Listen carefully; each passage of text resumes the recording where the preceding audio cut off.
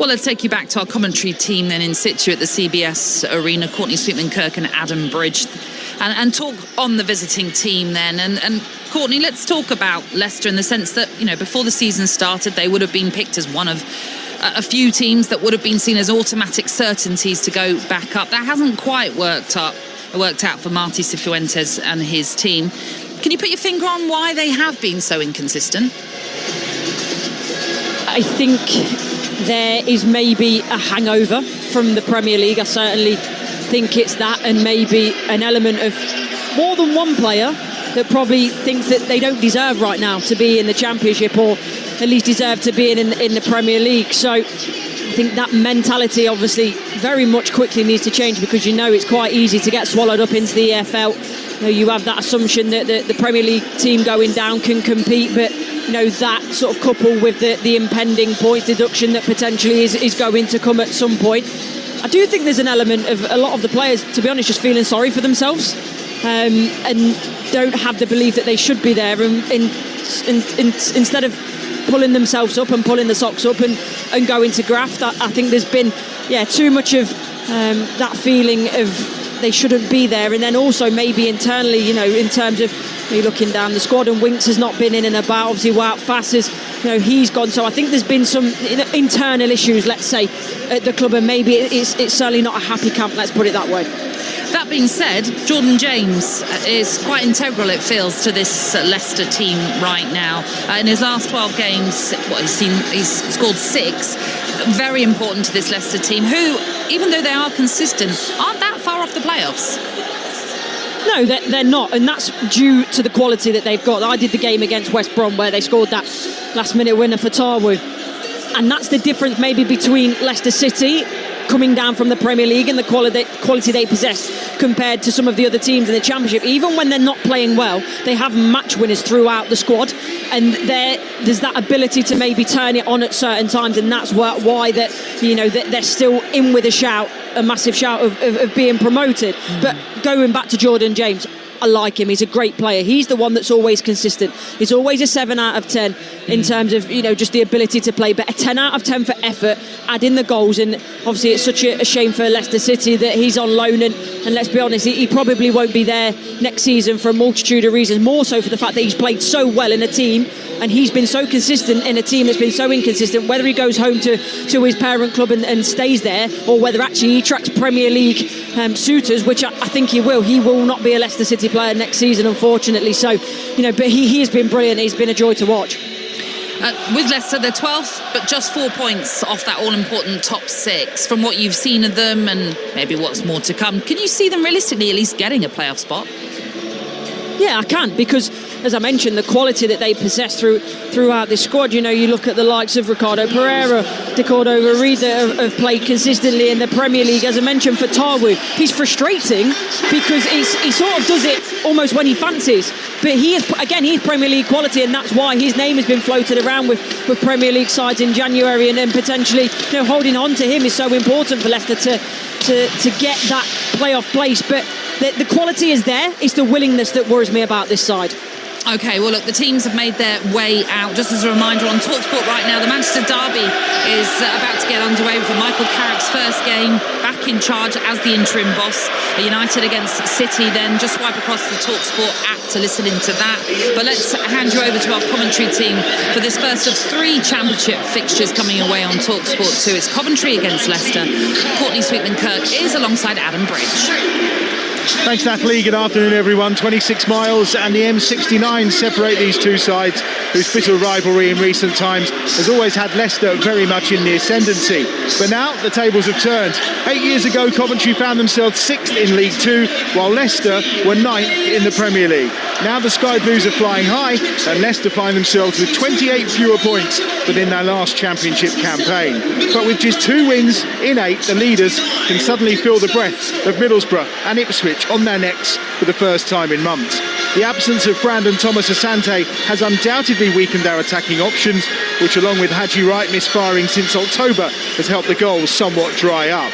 but they are still the highest scorers, and destiny is very much in their own hands. Leicester, meanwhile, are a club at odds with their fans, and their defence is at odds with the rest of the team. They haven't kept a clean sheet since the draw with Coventry in September. That's 20 games ago. Despite picking up 2 wins over Christmas, they still sit outside the playoffs, and with the threat of a possible points deduction still hanging over them. The one bright spark is their record against Coventry at this level, losing only 1 of the last 9. Strap yourselves in, it's Derby Day football from the Championship. Forget the M69, this is all about James Maddison's former clubs. It's Coventry versus Leicester, and it's coming live on Talksport 2. Right, let's run you through the 2 teams for this afternoon then. The home side with Rushworth in goal, De Silva, Kitching, Latabodiere and Van Ivek across the back. It's Grimes and Thorpe in central midfield, Mason Clark, Rudoni and Esse with his first start in the Championship for Coventry since joining on loan from Palace, and he will support Ellis Sims, who's up top.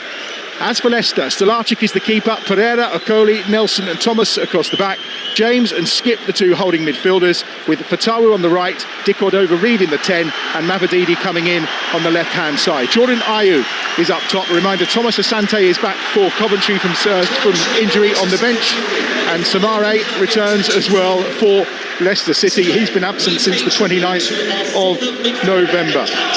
It's the pink shirts, the black shorts and the pink socks for the visitors today, and it's the Sky Blues, of course, in that traditional shirt, short and socks away to our right-hand side. Before we start today, there will be a minute's applause as well for Terry Yorath, who, of course, recently passed away, aged 75, a man who was born in Leeds and started his career for Leeds, but Coventry City, he was at the club for 3 years, between 1976 and 1979, making 99 appearances and scoring 3 goals before he headed off to Tottenham Hotspur, the Vancouver Whitecaps, and of course finished his career with Bradford City and Swansea City. The Welsh international was much loved and is being celebrated at the CBS Arena right now.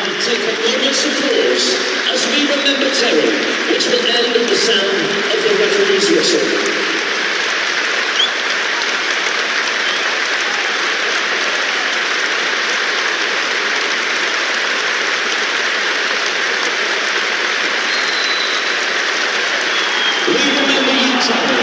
A well-respected manager and player, someone who would have loved a day like today, Terry Yorath. May he rest in peace, and our best wishes to Gabby and the rest of the family.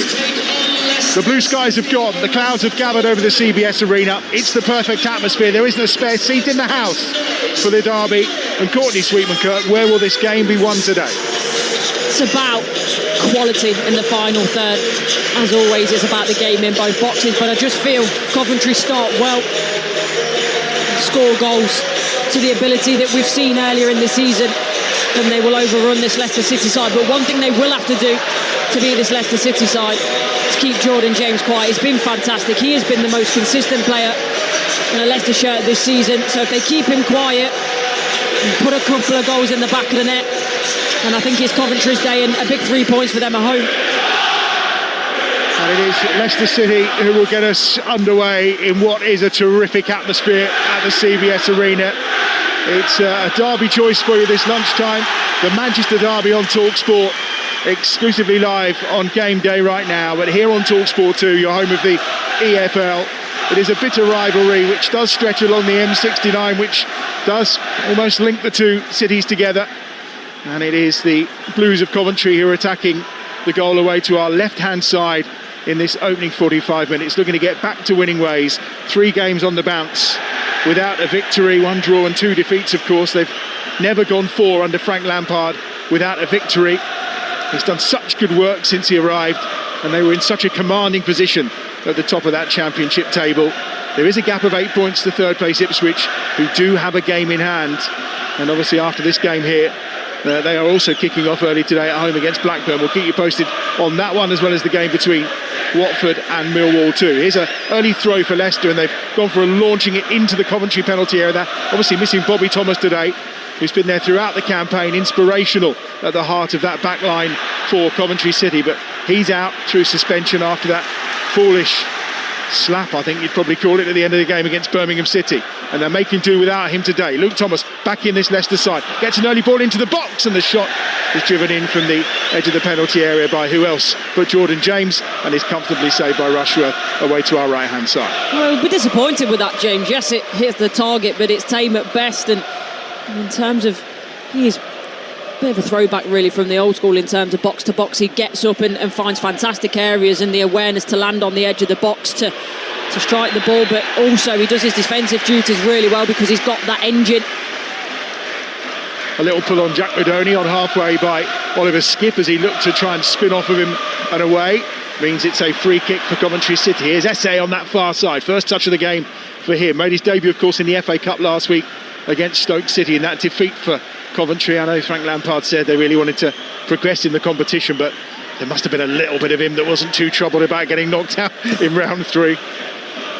Not sure the owner would say that with the cash incentives available for progressing, but in terms of the focus and the plan between now and the end of the season, it's very simple for Coventry City.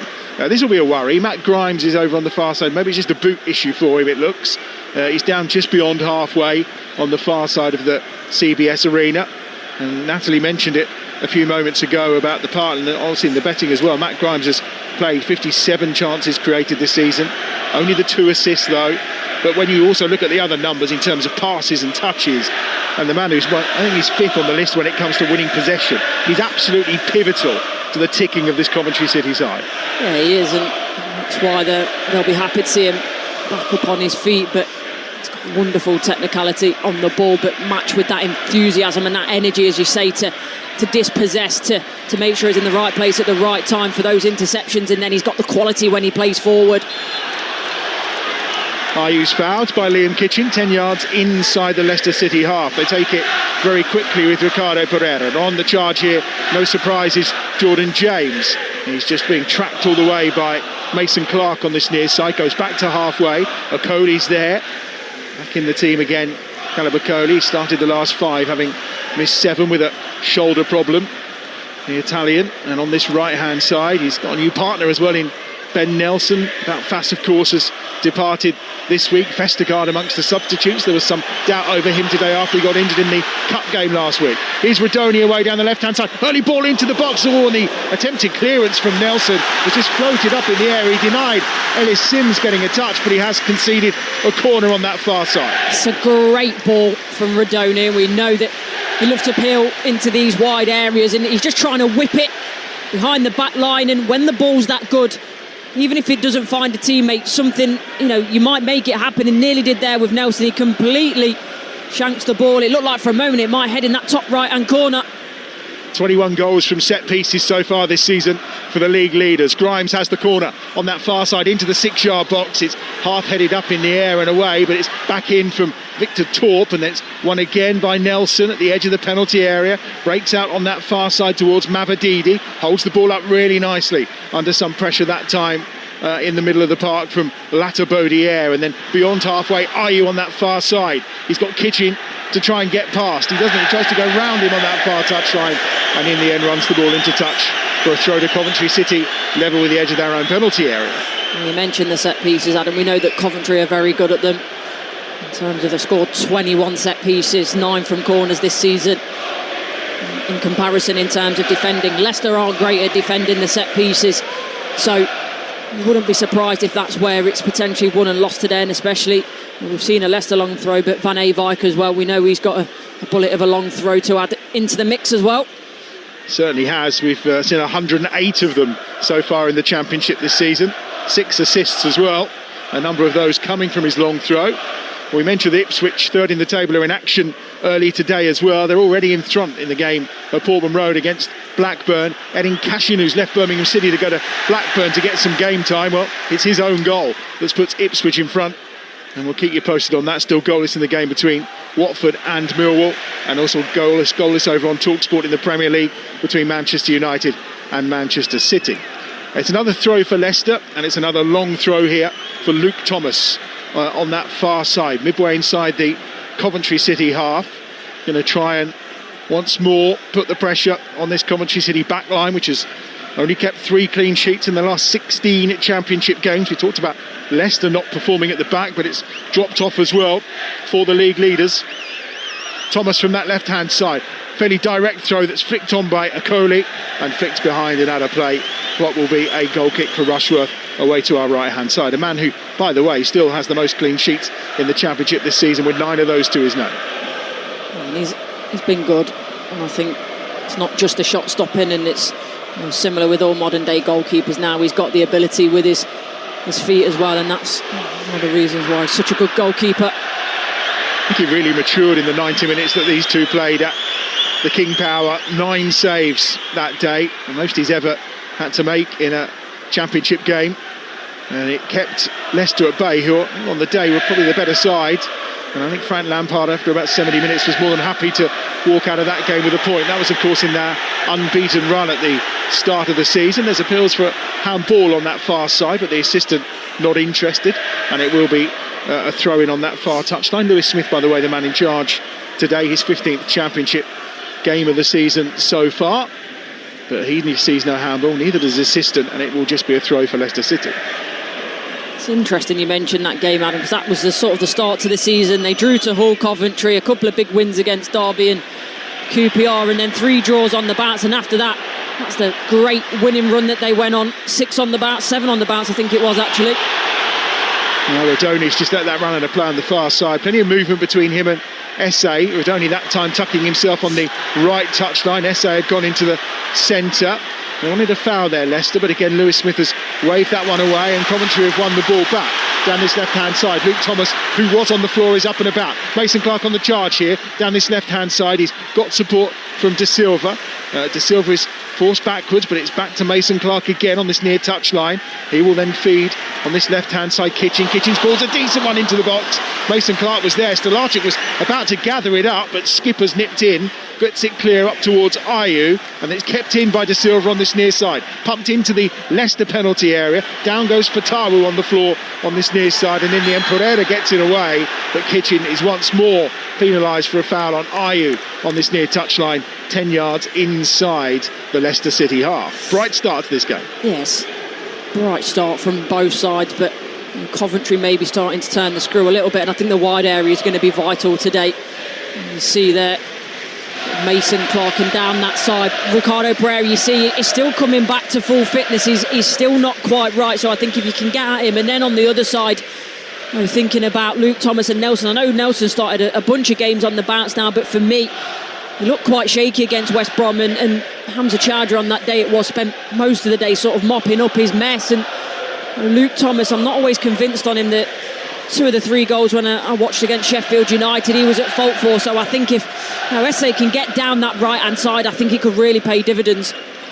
Yeah, Nelson has started the last 9 in the Championship now, at the heart of that defence. And that's picked up on the right-hand side again by Ellis Sims. Quick feet from him, but well read that time from Nelson to win it back. But then Leicester give the ball away. Ayew picks it up again, though, on halfway. And now down that left-hand side, it's Mavididi charging forward. Ayew will help the ball back into the middle, where Ricardo Pereira's waiting for it. Here's De Cordova-Reid to the right-hand edge of the box. Fatawu looking to take on Van Ivik. Lovely bit of intricate play. Jordan James scores for Leicester City. It's an excellent goal from the visitors, and they're in front in the derby. And it's that man again. Who else was he going to be? Apart from Jordan James, who strikes for the 9th time in the Championship. It's a brilliant finish. It's a brilliantly worked goal. And the leaders look deflated. They're behind after 10 minutes. Coventry 0, Leicester 1. It's a beautiful goal, isn't it? It's so well crafted. And it starts with Fatawu. He's got so much quality. But I think Jay De Silva here shows him a bit of respect now. Maybe that's because of the reverse fixture, because, by the way, Fatawu gave him a torrid time in that one. And just does well, stands the defender up, De Silva. It goes in the middle. Lovely little touch around the corner from De Cordova-Reid. Just one of those blind ones. And then that's the man you want it to fall to. Jordan James, yes, is a defender, but a midfielder, sorry. But the form that he's in at the moment, that's the player in that Leicester City side that you want it to fall through. Calm as you like, great first touch, sets himself up. You may be expecting he might go across the goalkeeper, but he can just see that there is that space at the near post. And I don't think his rush was fault, to be honest. It's such a tight angle, it's really close. He hits through it really well, Jordan James, and a fantastic start we've had to this game. Certainly have. He scored 9 league goals in his previous 4 seasons.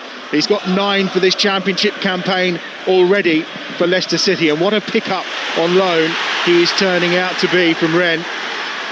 Cost £4 million when they bought him from Birmingham City.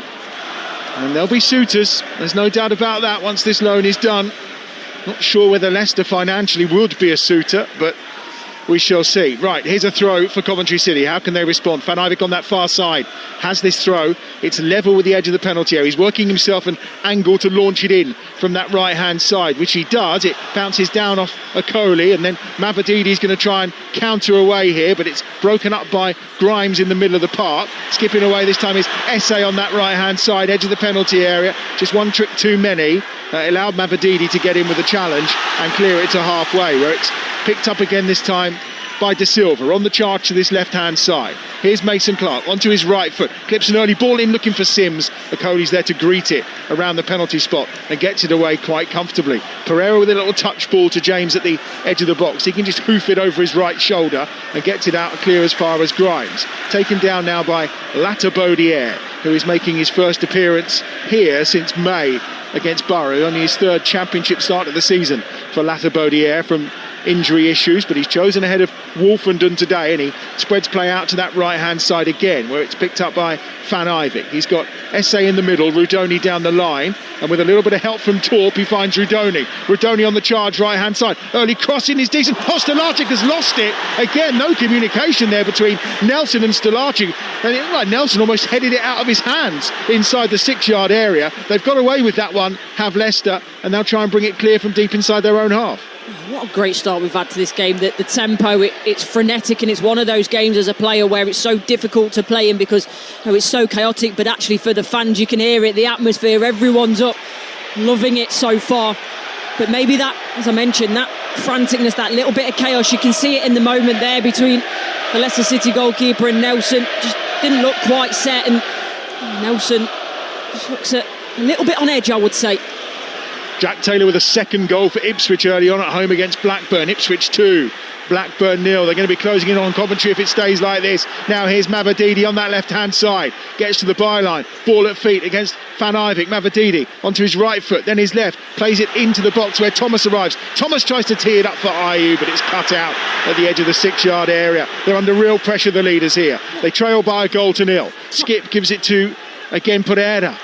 Here's Okoli on this right-hand side. It's all Leicester City right now. Skip again, finding Okoli on this right-hand side. Down this near touchline to James. Little layoff to Fatawu. It looks like it's an area they've chosen to try and exploit down this right-hand side. James is often doubling up on this near side on De Silva. And is there a foul? No. Looked like Fatawu may have been fouled. The referee says no. Now Mason Clark's away over halfway. Pereira nips in with a challenge. The referee says it's absolutely fine. He got the ball, and Leicester have it. And this is a real derby atmosphere. Tackles flying in left, right and centre. Yeah, it's brilliant. And I love the fact that the referee, Lewis Smith, is just trying to let this play as much as possible. You want it to flow. You don't want to be pulling up, blowing the whistle every couple of seconds. But it's a brilliant spectacle so far. EFL Game Day live on Talksport 2. Coventry 0, Leicester 1. Almost 15 minutes played. Left-footed ball swung over by Fatawu towards the back post. Rushworth comes out both fists and gets both of them on it and gets a good clearance out as far as Thomas on that far side. Short he goes to Decordova-Reid. Now back inside his own half with Nelson on halfway. I was going to say Stolacic has got 3 errors leading to goals against him so far this season. He looks uneasy, but how much of that is a combination of who's in front of him and him? Exactly. Lack of consistency within that back line never helps the goalkeeper. And as I say, I think there's times where, Thomas and Nelson this season have looked very suspect. Ricardo Pereira is still not at full fitness, and it's not helping the goalkeeper, that's for sure. Here is Pereira. James again in the box, right-hand side, cuts it across the face of goal. Shot deflecting from Decordova-Reid and turned over that time by Rushworth and behind for a corner to Leicester City. It's an incredible save by Rushworth, and I'll tell you why, but it's because of that deflection. Decordova-Reid, I think it is going in the opposite corner. When it comes across, he's in the middle of the box, about 16 yards out, and he's just looking to whip it in the top left-hand corner. But with the deflection, I think he actually hits it into the ground. It's a really poor effort, and it goes the opposite side to which I think Rushworth would be expecting. He does well to move his feet and tip it over the bar. Super save. 2 clean sheets in his last 11 for Carl Rushworth. Showing his quality since he joined on loan, of course, from Brighton and Hove Albion. Here's the corner down this right-hand side. It's going to be delivered by Jordan James. Okoli and Nelson are up from the back. Ayew is lurking in that 6-yard area as well. Right footed, swung towards that back post, and it is Okoli who gets up, not far away. Rushworth was diving for it. Don't think he got a touch in the end. It was just wide, but it was a comfortable header for Okoli, and perhaps he should have done better and got that on target. Yeah, you're right. He wasn't really challenged in the way that Coventry would expect. He gets up well, plants a full forehead on the ball. He should at least be hitting the target at bare minimum. Still goalless in the game between Watford and Millwall. They've switched 2 up against Blackburn in the early kickoffs. Everything else is goalless. That's in the Premier League and in League 1, League 2. Good games in League 1 today as well. Third place Bradford taking on first place Cardiff, and Wigan, who are down in 15th against Bolton, who are in the playoff places right now. We'll keep you abreast of the goals as they go in.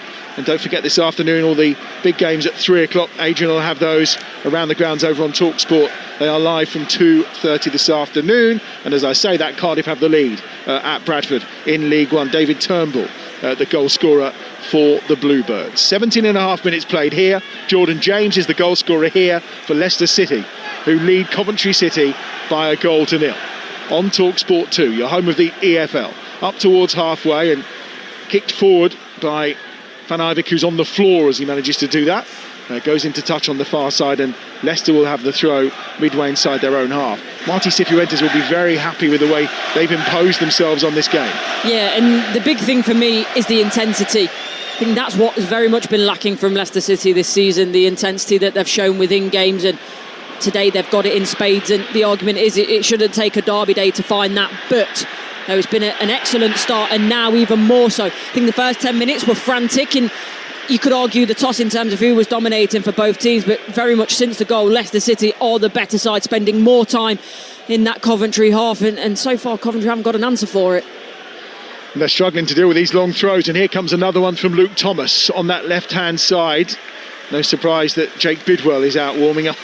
I think Bidwell ended up coming on after De Silva was given that torrid time by Fatawi when these sides met in September. Thomas with a long throw in. Nelson tries to almost take it on the chest that time. Not a lot of height on those throws from Thomas. They're a lot flatter, and hence why it was the chest of Nelson that on that occasion may well have been the target. Picked up in the centre circle by Skip out to the left, where he finds Thomas lurking again. One of the 2 changes from the side that were victorious at home against West Bromwich Albion that led to Ryan Mason being fired by West Brom, despite on that night I would probably argue they had the better of the game and the better opportunities. It was a busy night for Stolacic, who made 6 excellent saves in that game. Ayew trying to work it towards the edge of the penalty area, wants a foul, but no interest from the referee, who looks like he's a really good appointment for this game because he's very much letting a Derby Day battle ensue. Here's Mason Clark, just over halfway. This time he will put his whistle to his lips and pull up Oliver Skip, because that was a foul from behind, and it is a free kick for Coventry City, which, unsurprisingly, as they always do, they've taken very quickly. Yeah, and they need to get a handle on this game, find some momentum, just keep it. Oh, lovely little turn around the corner from Esse on that far side. Van Ivik tries to get the cross in. He was tracked by Mavadidi. Another corner to Coventry, second of the game on the far side. That's the Coventry City right. These are big moments for Coventry, and I mentioned it in terms of great record from set pieces, but actually when you look at it, Latibodier's in the squad today. Wolfenden's a lot of a bigger character physically, the same way you normally have Bobby Thomas in there as well, and they're lacking that height today. They'll miss Bobby Thomas today. He's always the target man, isn't he? He's the knockdown man in that penalty area. Here's Grimes swinging this one in. Sims is underneath it. Keeper's coming flat for it. Overhead is just wide. It was a gentle overhead from Mason Clark at the edge of his 6-yard box. And Jordan Ayew is absolutely going at Jakub Stolacic over the way he dealt with that corner. He's livid. Ricardo Pereira, the skipper, intervening as well.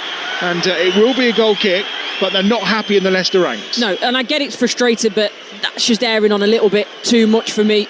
Ayew needs to concentrate on himself, his own job, instead of berating his goalkeeper. But there is that element of frustration, because you're right, Stolacic, he's not looked the most comfortable, but is going and shouting in your goalkeeper's face going to help? Definitely not.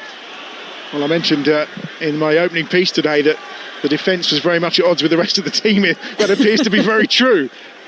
Ayew's in good form at the moment, 3 goals and 2 assists in his last 7 championship appearances, scored against West Bromwich Albion. 350 English League appearances to his name. He's searching out goal number 50 today, which for a striker who's played as much as he has and where he has, feels like quite a disappointing return. Yeah, it does. I think, as you say, he's in great form at the minute, and He's one of those players that works really hard. Is he a natural goal scorer? Not for me. I know he's got number 9 on his back. For me, he's not an out true number 9. He's a wide forward in my opinion, and I think the goals record speaks to that.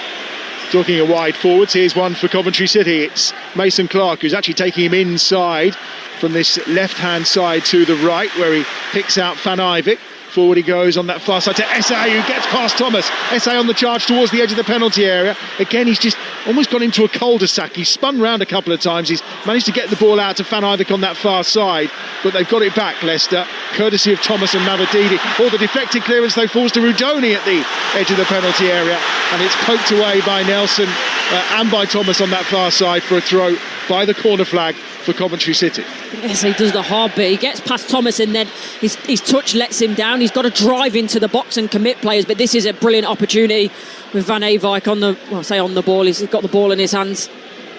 So just 20 years of age, just decision making sometimes letting him down in the opening exchanges here. Midway point in the first half. Here's the long throw. Van Ivik in towards the edge of the 6-yard box. It's flicked on by Ayew that time. Okoli there and cleared away by Fatawu. That was a let's get it anywhere, and he's got it all the way back to Rushworth in the Coventry City goal away to our right hand side. It still causes chaos, but we mentioned it earlier, without Bobby Thomas, these set pieces just don't seem to have the same threat that we've seen earlier in the season right now. You're listening to Talksport 2, you're home with the EFL. We've got a triple header of championship action for you throughout today. We're off to Southampton at 3 o'clock this afternoon against Hull. Hull, of course, having a terrific campaign. Southampton under Ton de Eckart trying to get themselves back into that playoff frame. And then later, Swansea against Birmingham City. Essay does well. Rodoni cuts inside that inside channel on the right-hand side and tried to get the cross in, but it's dealt with by Leicester, and they're just finding their feet in this game a little bit now, Coventry, but they could be caught on the counter here. Mavididi away down that left-hand side. Van Ivik's with him all the way. Mavadidi's got away from him. Decordova-Reid's inside the box, but he tries to pass it with the inside of his right boot, and he only finds Liam Kitchen, who can get it away for Coventry City. It's unfortunate there for Mavididi because he's so fast that everyone else is struggling to get up with him, and in terms of the options that he has in an ideal world, Decordova-Reid there, he draws everyone in. You want someone on the edge of the box running into the space. Brilliant game of championship football live on Talksport 2 this. Mason Clark de Silva goes outside him, gets towards the byline, left-footed ball standing up to the back post. Essay's waiting, but it's away again that time by Thomas. Up to Mavididi, he loses possession to Torp from distance, cries of shoot, goes to Essay on his left foot, clips the ball in. Sims is trying to cut in there, but Stolarczyk will gather it at the edge of his 6-yard area. Well, they're just starting to get a handle on the game now, aren't they? And no wonder you heard the cries of shoot, because Victor Torp, the way that he can hit a ball is absolutely sensational, but he likes to turn it down there. Just missing that little bit of quality in the final third, Coventry, but certainly the build-up play looks a lot better. Torp over the calf injury that's been causing him a few problems. 7 goals and 4 assists so far this season, but without a goal in his last 7 games. He'll be looking to put that right today in front of the home support, which is absolutely packed out here at the CBS Arena. Here's Okoli on this right-hand side, just back again to Stolarczyk at the edge of his penalty area. And the pole will clip a ball right-footed to the left-hand touchline, where Luke Thomas is waiting on halfway. Cuts back in field, these salmon pink shirts just looking a little brighter under the lights as they come on, and the blue skies and the sun, which is reappearing here in Coventry this afternoon. Little turn back by Okoli again to Stolarczyk as Leicester look to have a bit of possession now. Been very much playing on the counter in the last 10 or 15 minutes or so, but they lead here by a 1-0.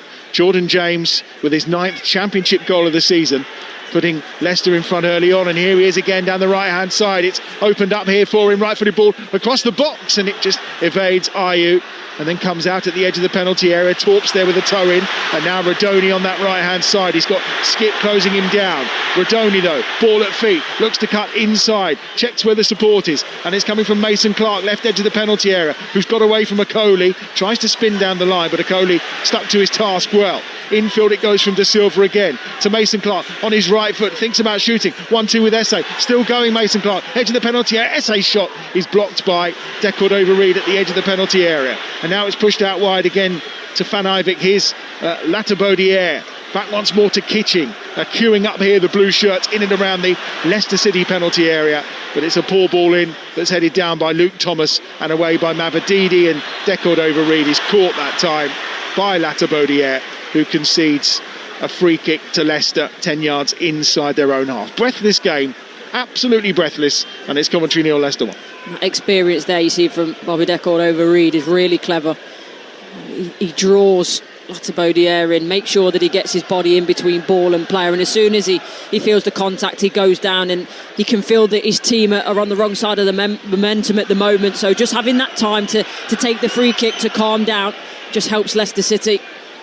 Callum Chambers with a second goal for Cardiff. It's now Bradford 0, Cardiff 2 as things stand in that top of the table clash in League One. A throw for Leicester here, just about on halfway. Let's head off to Vicarage Road, find out what's going on in the game between Watford and Millwall. Ian Abrahams.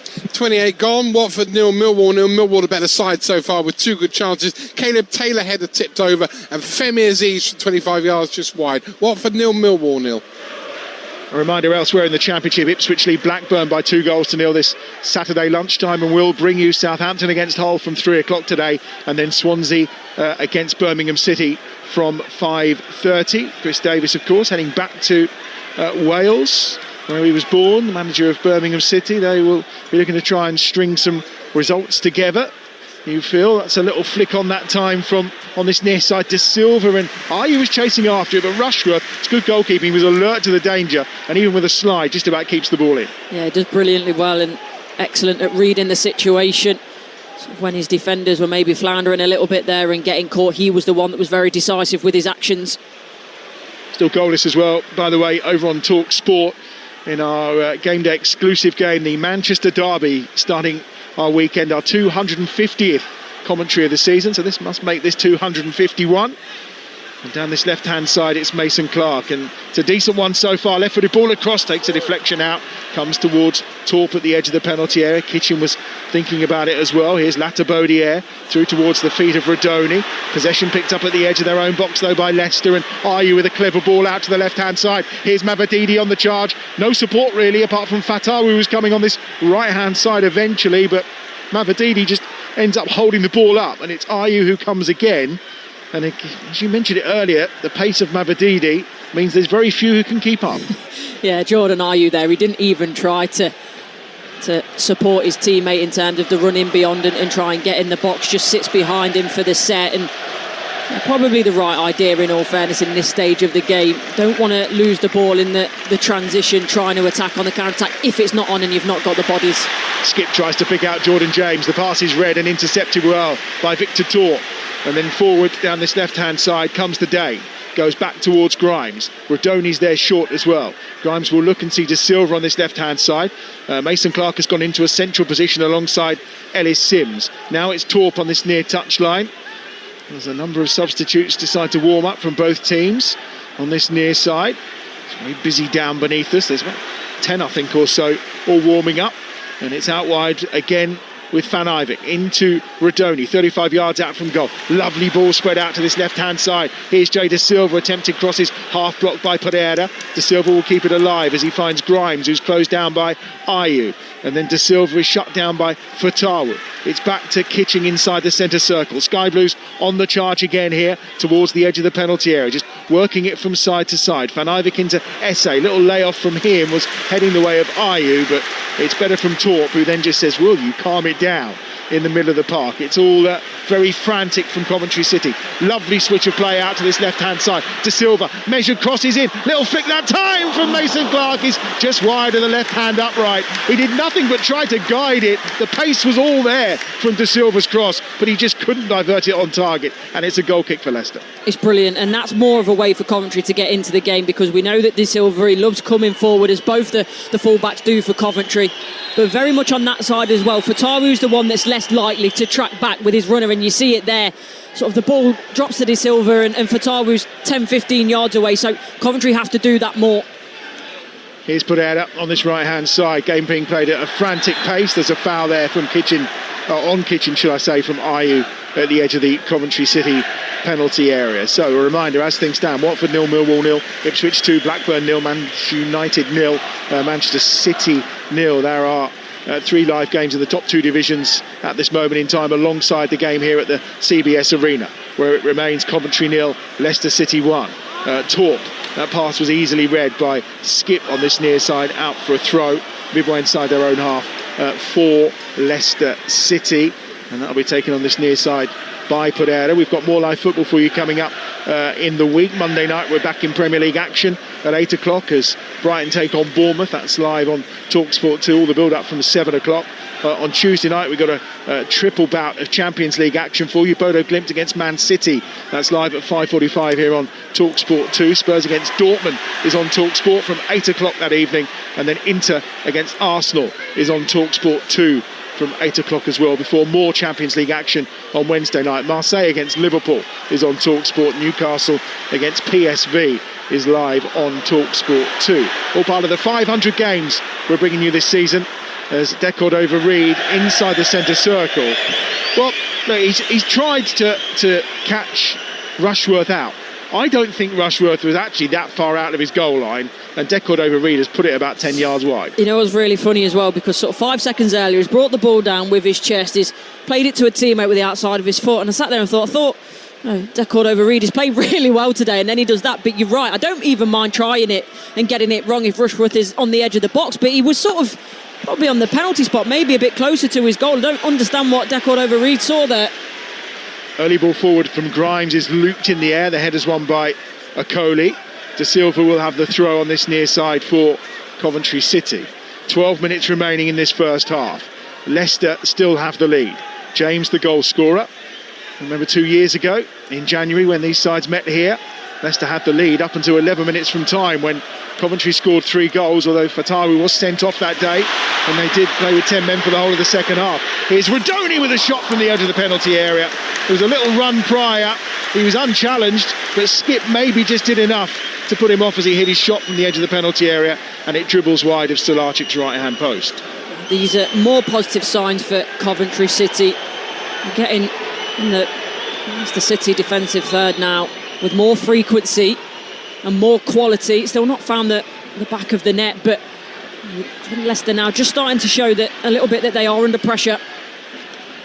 They'd only started 9 of the last 10 since coming back from injury, but without any goal in 14. His 2 goal involvements actually this season came in one of their thumping victories against Queen's Park Rangers here, of course. Couple of goals and an assist that day. That ball's clipped through to Sims. He's got the strength to hold off Okoli at the edge of the penalty area, but then the ball just runs away from him. Felt like he'd done the hard work there and then lost possession, and now Leicester will counter. Fatawu down this right-hand side. Inside of him he's got James. Fatawu's still going towards the edge of the penalty area. He's got Grimes closing him down on his right foot, goes outside him, feints, gets to the byline, pulls it back, and it has to be cleared away by Latabaudiere, and then on the volley at the edge of the penalty area. Well, he can do something wrong. Jordan James fires that about 10 yards over the crossbar. And that all comes from a challenge sort of right close to the technical areas, about on the halfway line. And quite frankly, for want of a better phrase, De Silva bottles it. Ball's bouncing and him and James go in, and you see De Silva at the last minute, doesn't fancy it, pulls out of it, gets caught, and that's why Fatawu does well to get down that right-hand side and nearly finds his teammate and repays the favour. Oh, that's fallen through nicely to Mason Clark at the edge of the penalty area. He's got 3 round him, comes down to Sims. Oh, intervention from Ricardo Pereira is excellent. It looked then as though Sims was about to fire the shot from the edge of the penalty area, and from nowhere Ricardo Pereira managed to get his foot in and volley the ball clear. Here's Rodoni for Coventry City. Gets it back to Kitchen. We are 9 minutes away from half-time. Kitchen forward to Rodoni at the edge of the penalty area. Now Kitchen again, clips the ball through, no one's read it, and Stalacic will come and gather. Where did Pereira come from there? I don't know, he just, as you say, sort of appeared out of nowhere. It's excellent, and that's, we mentioned about him, he might not be fully fit, but there's a reason he's in the side and he's got the captain's armband. It's because that experience and the quality that he possesses, and used every little bit of it there. And just to go back to Jay De Silva, who's having a tough afternoon again against Fatawu and James on this near side. He's wanting help, he's just trying to call Kitching across, but Ayu's got in between him and Kitching. Ayew down this right hand side, pulls it across the penalty area. Decord over Reed at the edge of the box, tries to tee it up for Jordan James, and then Torp will pick up the loose ball and goes back to Rushworth. It's real panic stations every time that Leicester come down this right-hand side towards that Coventry City back line. Grimes has gone in to win the ball ahead of Jordan James. James with a foul, and it's a free kick for Coventry. Just looking down at the substitutes now and just looking over then to my right-hand side to Frank Lampard and thinking he must see this. He must be tempted at half-time to change it, because De Silva, he doesn't know whether he's come, going, been or gone today. Well, he's made a couple of appearances this season. Jake Bidwell, 2 starts against Wrexham and Swansea. Here's Ayew towards the edge of the box. Ayew onto his right foot, got stuck under his feet. Here's Jordan James again, hits the shot straight to the feet that time of Grimes, who I think feels he was fouled as he cleared that. Well, Sims is being grabbed inside the penalty area by Akoli. Frank Lampard is absolutely raging at the 4th official, Stephen Parkinson, down below. And I think he's probably got a case this time. Blatantly obvious, that one. I've sort of said about the referee, I like the fact he's tried to keep it running where possible, but that one was blatant. It starts with 6 of one and half does the other, but then you can see Akoli blatantly pulling him back. Skip's got away from Grimes here, right edge of the penalty area, pulls it back across, and it's deckled over Reed, straight at Rushworth, who makes the comfortable save. This really is a pulsating end-to-end game of football in the Championship. It's brilliant, and we've not got long left, but very surprised if this half ends 1-0, and whether that is because Coventry are showing more ambition going forward, or whether it's because of that ambition that then Leicester go and score another one, because they're managing to pick them off on the counter-attack at the moment, especially down the Leicester right-hand side. Little flick from Essay on that far side, who's gone very quiet in the last 15-20 minutes or so. As Coventry have come into the game, it's mainly been through Mason Clark and Rodoni, who are driving things forward. There are plenty of attacking options, of course, on that Coventry City bench. The return of Thomas Asante today, but having missed 9 games as he has, you feel he'll be on limited minutes for sure. Here's Mason Clark, who has kind of stepped up to the plate in Thomas Asante's absence so far this season. 6 goals. Obviously matched his tally from last campaign, and 3 of those coming in the last 6 Championship games. He's fed the ball out via Latabodiere to Essay again on that far side. Here's Essay, left-footed ball swung over, looking to try and find the head of Rodoni. De Silva goes in to try and win the header, but didn't make much of an effort, and Fatawu heads it behind for a corner for Coventry on that left-hand side. It'll be interesting to see what Frank Lampard does at half-time, whether he changes anything, whether he waits. I'm just looking down the substitutes bench, and Thomas Asante, you're right, be on limited minutes. I feel like maybe this is a game for Sakamoto, just to come on, and he's normally great on the ball. He's wily, he sort of weaves in and out places where no other player seems to get. Priestley Farquharson has scored for Walsall. They lead at Tranmere by a goal to 0. Slipped down to 3rd in the table. Here's the corner.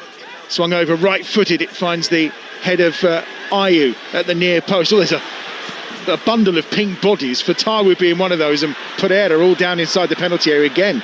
The referee saying, look, you've just got in each other's way. Play on. And Coventry do. Yeah, it's 2 Leicester players, so God, this place would have absolutely erupted if the referee would have called a free kick for that one. Van Ivik, crossfield ball, right-hand side, just skips off the surface. I think Essay was waiting for it to land, and it did, but then it just ran away from him on that far side, and Leicester will have a chance to clear their lines. Into the final 5 minutes of the first half. I don't know about you, Courtney, but I don't really want it to end. No. It remains Coventry 0, Leicester 1. It's been brilliant. I think I've watched a lot of the Championship this season, and sometimes, I mean, in comparison to the last few seasons, I think maybe at times that the quality hasn't quite been up there. Maybe we've had the chaos, but not always the quality. But this game has got both in absolute abundance. If you want something a little more sedate, I can tell you that cricket is back on Talksport 2 later this week. England's tour of Sri Lanka, white ball tour. The first of those games on Thursday, 9 o'clock start in the morning. Ball-by-ball coverage exclusive to Talksport 2. And there's a game on Saturday for you as well. So if you want something a little more sedate, although once the 6s are raining and the carnage tends to kick off in those games, it's almost as dramatic. But we'll have it live for you here on Talksport 2. 4 minutes to go to half-time. EFL Game Day Live. First of 3 live Championship commentaries for you today, back to back here on Talksport 2, as Rodoni just pokes a ball towards Ellis Sims, intercepted by Okoli. Lovely ball out wide to this right-hand side from Decordova-Reid. Finds James at the byline, drills it across the penalty area. Blocked off by Kitchen at the near post, and they try to bring it out towards Mason Clark, but he's lost out to Pereira at the edge of his own penalty area. On this right-hand side, James by the corner flag. Back to the skipper, Pereira, who holds it on his right foot, slips it into the box. Skipper's made a decent run, and it spins across the 6-yard area. Kitchen misses it. Latabodier gets a toe on it, and in the end they get it out of play on the far side. There's a problem here for Mason Clark, who went down in a challenge with Pereira. He'll get some treatment. Everyone starts to rush for their half-time refreshments. I don't think I could. It's too exciting. Exactly, but Mason Clark is stitched up there. It's Torp, and he's the one that's ferociously asking for the free kick, and that's because he plays his teammate an absolute hospital ball. Zero pace on it. I don't think it's a foul. Pereira maybe does catch a bit of Mason Clark, but it's just the lack of quality on the ball that creates that issue. He's okay, he's up and about, and they've got a long throw from Luke Thomas to try and defend here. 3 minutes to go to half-time. Coventry 0, Leicester City 1. Jordan James with the goal. Another championship goal for him. That's headed away at the edge of the 6-yard area by Kitchen, coming in towards the back post where Fatawu was making his way round, but Rushworth's gathered and immediately bowled it out on this near side to De Silva, and sliding in with a challenge was Decordova-Reid, and it will be a throw to Coventry midway inside their own half, which Jay De Silva will take. He's only made more starts this season than he did last campaign, just 20 throughout the last season, when there was a little bit of a switching between him and Bidwell. Very often Bidwell would play the away games and De Silva the home games, but De Silva very much more the first choice this time round. Oh, there's some afters going on with Decordova-Reid away to our right-hand side. In the meantime, here's Essay at the byline, cuts it back, edge of the penalty area. Here's edge of the 6-yard box now for Mason Clark, who can't quite get the shot away.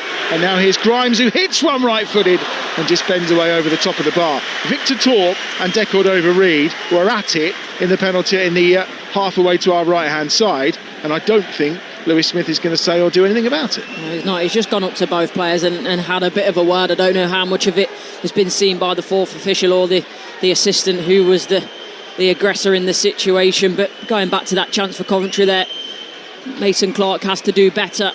He's trying to bring it down and get the shot off in such a small area and space, and I think he just needs to head it back across. And now Ayu's going at Kitchen.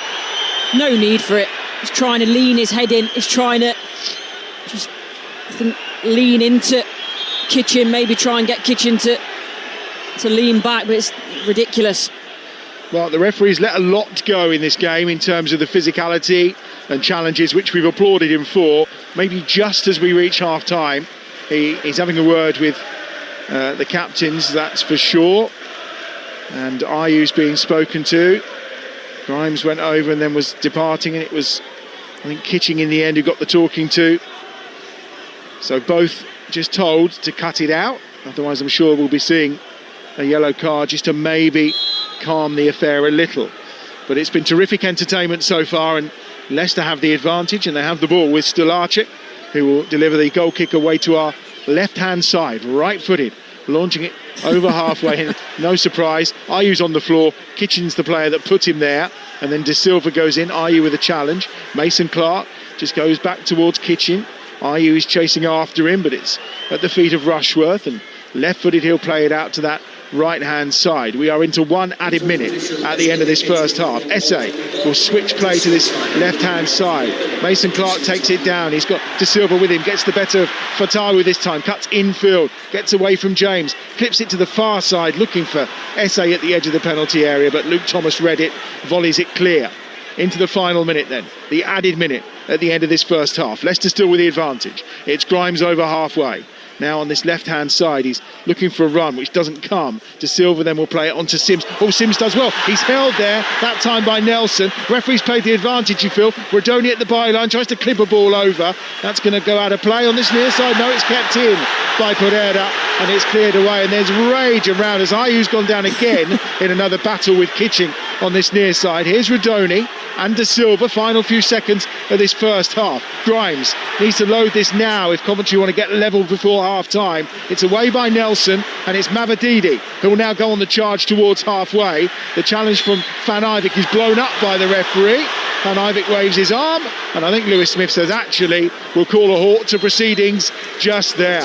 What an opening 45 minutes of Championship football that was. It is Derby Day, and it's Leicester City who have the advantage right now. The only goal of the half coming from Jordan James. It's his goal which separates the sides, his 9th of this Championship season, and what a goal it was as well. Brilliant build-up play from Leicester. It's been end-to-end. Neither goalkeeper really, apart from Rushworth, has had too much to do, but Leicester have almost undone things themselves with Stolarczyk, a bit of a set-to between him and Jordan Ayew after a corner as well. It's had it all. Cracking tackles, great play, played at breakneck speed, and I can't wait for the second half to start. Half-time at the CBS Arena. Coventry 0, Leicester 1.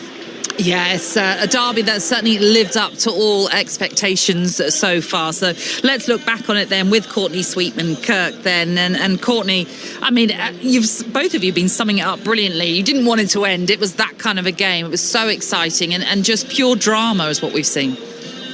Yeah, it was. It was chaos. It was frantic. It's everything that you want in sort of a derby day, and it was a bit spicy at the end as well. And we didn't want the half to end, but actually I think for both managers are probably looking at that thinking, I need to get my players in now before something bubbles over. But there was the quality there as well, especially the Leicester City goal was extremely well crafted, but we've seen other moments, and I'm really excited for the second half.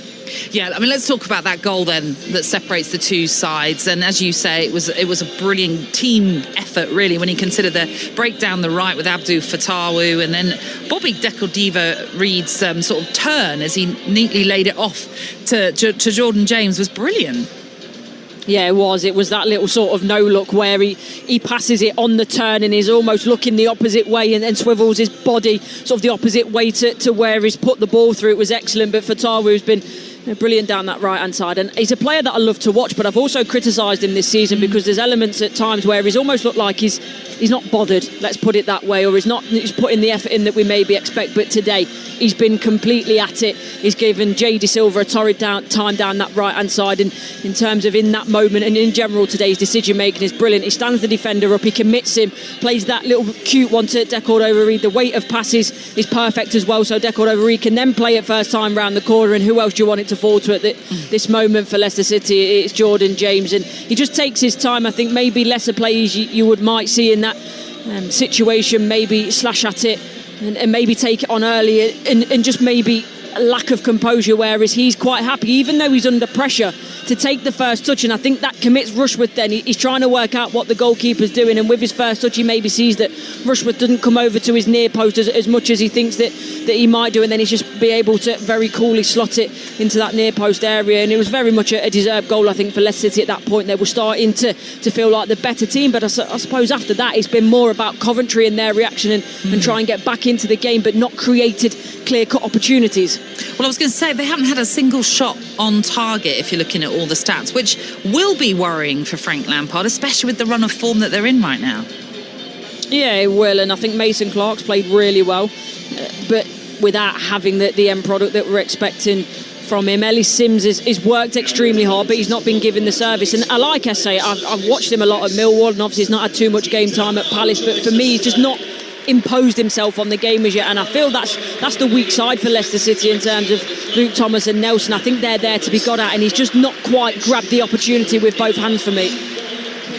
I'm sure it'll be interesting to hear what's going on in that Coventry dressing room in particular, because obviously as we built up to this game we were talking about the lack of wins in 2026 for them, yet to win in fact when it comes to what is happening both in the league and in the FA Cup, as well as they bowed out of that competition. Looking at the bench, can you see anyone that might be able to be brought on that could be a real game changer for Coventry? Well, I think for the first one is maybe Bidwell, not necessarily a game changer, but I think he's really struggling, De Silva, so that wouldn't surprise me one bit. But the other one is Sakamoto for me. I think he's such a wily player. He's so imaginative with what he does. He works extremely hard, and he's sort of like water at times. He gets into places where other players don't, and I think you need something like that today for Coventry. So wouldn't be surprised if you see Sakamoto come on. Thomas Asante is obviously another one that's quite obvious in terms of his goal scoring threat, but I'm just thinking about his return from injury. I don't think we'll see him any earlier than really with 20 minutes left, because I think he'll be on managed minutes. All right, for now, Courtney even. We'll speak in a little while as we build up to that second half. But for now, thank you very much. Let's check in with what's happening at Vicarage Road. It's Watford against Millwall. Ian Abrahams is there. Half-time, Watford 0, Millwall 0. Not a great game of football, if the truth be told. Millwall, though, the better of the two sides, had better chances. Caleb Taylor's header early doors tipped over by Selvek. The only save either goalkeepers had to make. Femi Aziz and also Alfie Doughty with shots from just around the edge of the penalty area, high, wide, and not very handsome. At the other end, we haven't really seen anything of Imran Loser on the ball or Watford's front players. They can only get better in the second half. Not really a game to write home about at the moment. Watford 0, Millwall 0. Ian, thank you very much. Quickly running you through what's happened elsewhere. It's goalless in the Manchester derby in the Premier League. That one live for you on Talksport. Ipswich, though, at half-time are leading Blackburn by 2-0 as they look to close in on the top two. And in League One, Cardiff are 2-0 up at Bradford. It's goalless between Wigan and Bolton. And in League Two, it's goalless between Chesterfield and Bromley. And Walsall are 2-0 up at Tranmere. OK, on the way next, second half of our game at the CBS Arena. Plus, we'll also look ahead to our 3:00 championship offering, which is Southampton against Hull. No-nonsense sports coverage. Oh, he's going all the way! This is Talksport 2. Hawksby and Jacobs on your side every weekday afternoon from 1 on Talksport with Toolstation, delivering cutting-edge comment, a catalogue of riveting guests, and drilled-down dialogue to power up your lunchtime. Plus, breaking news, views, and loads of laughs. Don't miss the nation's favourite sporting lunch with the legendary Hawksby and Jacobs every weekday afternoon from 1 on Talksport with Toolstation. Next stop, Toolstation. You know, Kayak isn't just another flight comparison app. When you download the Kayak app, you download flight enlightenment. With Kayak, you see things others can't, like the latest great deals from both airlines and booking sites. You can filter your searches and set up price alerts so you're... Not now. Oh, sorry. So you're notified when there's a price drop on the flights you want. See more, do more, save more with Kayak. You can do the gong now. Download the Kayak app today and go see for yourself. The FA Cup is where you dare to dream. Now it's time for the heavyweights to join the party. And everyone loves an underdog story. That is absolutely unbelievable. The Emirates FA Cup third round and Adobe Women's FA Cup fourth round live on their new home, TNT Sports. Stream TNT Sports on Discovery Plus or watch TNT Sports channels on EE, Sky and Virgin Media. Subscription required. Age 18 plus. T's and C's apply. Flat battery, blown bulb, wipers past their best. Don't worry, you can fit it yourself at home. With big brands and low prices, starting from just £1.99 for wipers, $4.99 for bulbs, and batteries from just $39.99. Those life journeys don't need to cost the earth. Don't wait for a flat start. Power up, brighten up, clear up with mymotorworld.com. Delivery from just £3.95. mymotorworld.com. It's the last chance to get yourself a ticket for tonight's Lotto draw. It could be you. Lotto from the National Lottery. Rules and procedures apply. Players must be 18 or over. Claim approved. Direct Line's ready to send my new laptop within 2 hours. That's how it's done. Imagine if everything was that easy. Like teaching little Johnny to play his recorder.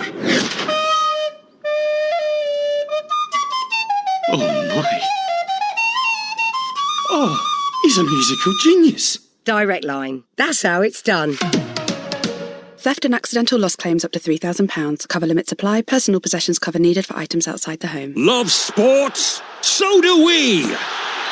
At Sporting Life, we give you access to premium sports betting insights, and it's all completely free. Whether it's the thrill of the race or the excitement of the big match, we're here because every moment matters.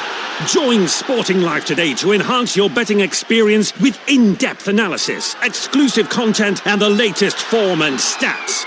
When it comes to sports, we're on your side. Search Sporting Life. I've been asked by Shredded Wheat to read out their ingredients list. Drum roll. Whole grain wheat. No, that's it. A single ingredient, high fibre cereal. Shredded wheat. It simply does it. I'm telling you, that's it. Applies to shredded wheat, bite size and big biscuit only. The sports machine turns you on to the power of live football. He fires it at beauty. EFL Live on Talksport 2. First time cross, Robinson heads it in. Trying to ricochet through a couple of challenges and scores. Great persistence from Adam Armstrong. And Southampton's early pressure yields the first goal of the game. Yeah, there's so many games to play that we need to be consistent. That's the moment where we just need to keep going. Little stutter step and he sends it down the middle. Bryn almost kept it out, but not quite. Is it a lifeline or is it false hope for Hull? Jones up in the middle calling for the early ball. Only half away by Gilchrist, and Crooks fires it into the net brilliantly. Hull City have the early goal. Matt Crooks with a stunner of a finish. This is EFL Game Day Live on Talksport 2. Before we have a quick roundup of what else is going on, let's head to St Mary's and speak to our Coventry team for our exclusive 3 o'clock offering, which is Southampton against Hull. Let's say a very good afternoon then to Joe Shannon and Perry Groves. How you doing, chaps? Good afternoon. How are you? Yes, very, very well, thank you. And Perry, I'll come to you first. I suppose at the start of this season, if you were going to talk about one team wearing stripes, you'd have thought it'd be Southampton who'd be in the playoff picture, but things haven't quite worked out for them, have they? No, didn't go very well, obviously, under Will Steele. Now, Tonda Eckhart has come in and he's proven that he's twice the manager that Will Steele was, because he's got a 50% win rate. He's won 7 out of 14, where Will Steele only had a 25% win rate. So he sort of steadied the ship. And if you look at the Southampton personnel, they should be obviously doing a lot better than what they are. But the thing that's troubling them at the moment is they keep conceding goals. They've conceded at least once in 4 in the last 16 championship matches. So they've got to stop leaking goals. But when you come to St Mary's, they are in decent form. Unbeaten the last 6 here. And you've got players like Flynn Downs, obviously, in midfield, who gets it sort of ticking over. Adam Armstrong, their top scorer, got 11 championship goals up front. And he's one of those players now that when you watch him play, you think, oh, you're too good for the championship. But then when he goes into the Premier League, he struggles. So Southampton are always going to have a goal threat. They will, although I suppose the issue is that Adam Armstrong hasn't scored, in over a month, I think it is, for the last time that he put the ball in the back of the net. All right, now, you ever thought of being like a confidence coach? Definitely not. Always half glass empty. No. But let's talk about Hull then, because, Joe, they certainly have been one of the surprise packages. They certainly have. I don't think anybody expected when Sergei Yakirovich was appointed in the summer to succeed Ruben Selles after Hull City so narrowly survived relegation on the final day of last season that they would be looking up rather than over their shoulders in this campaign. Massive credit to the head coach. They're on a decent run, Hull City. They were 5 unbeaten in the Championship before they were beaten by Stoke on New Year's Day. Then there was that game against Watford that was postponed about 20 minutes before kick-off, and they beat Blackburn in the FA Cup on penalties last weekend. I think the big question for Hull City today, Natalie, is who is going to play? Only 12 senior players fit, says the head coach, and they have a massive treatment room at the moment. Darko Giabi's going to be out. He's the latest to pick up a groin injury. Cody Drama, we think, could be out until March with a thigh problem. That's at least 2 changes to the side that played in the FA Cup. And when you get beyond that team, yes, 1 or 2 will come back in. Pandora in goal, Egan and Slater are both fit, but I think it's going to be a youthful bench for Hull City today. And for me, it's a big opportunity for Southampton here at home in front of their own fans to get back to winning ways.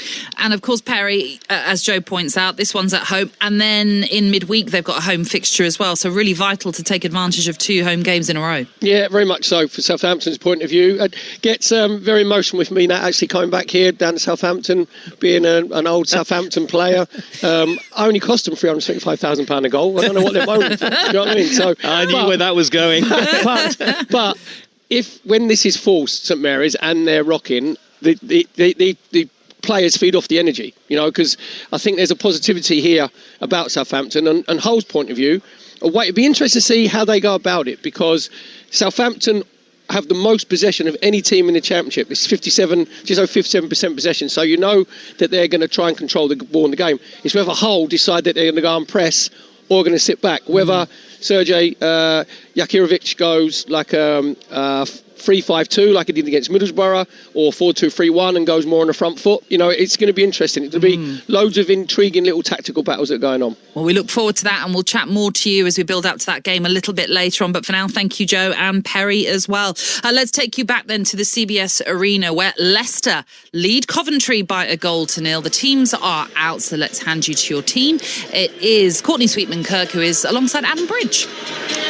Thank you very much, Natalie. Looking forward to that Southampton game after 3 today. Southampton against Hull, of course, followed by Swansea against Birmingham. Well, that's once the first of our triple header is done here on Talksport 2 today. Both teams are out, and surprisingly, maybe, particularly from the Coventry perspective, no changes at half-time. So Rushworth's in goal, De Silva, Kitching, Latabodiere and Van Ivik the back four, Grimes and Torp the two central midfielders, Mason Clark, Rodoni and Esse supporting Ellis Sims, who is up front. As for Leicester, Stolacic in goal, Pereira, Okoli, Nelson and Thomas across the back, goal scorer James alongside Oliver Skipp, and then Fatawu, Decordova-Reid and Mavididi supporting Jordan Ayew, who looks to me like he's spoiling for a fight today. We'll see what the second 45 minutes bring. And our referee today, Lewis Smith, is ready to get us underway for the start of this second half. Then Sky Blues kicking from left to right in this second 45 minutes. They'll be heading down towards Singing Corner, famously here at the CBS Arena, and immediately Ayew and Van Ivik are at it. I think it's safe to say on this near side, and I think the Dutchman is more than happy to go toe-to-toe with the Ghanaian. And it's out of play. Ball was nowhere near, by the way, when they were at it. And it's a throw down this left-hand side for Leicester, which will be taken by Luke Thomas, but it's not going to be one that's going to be propelled towards the penalty area, because he's deep within his own half as he launches it forward.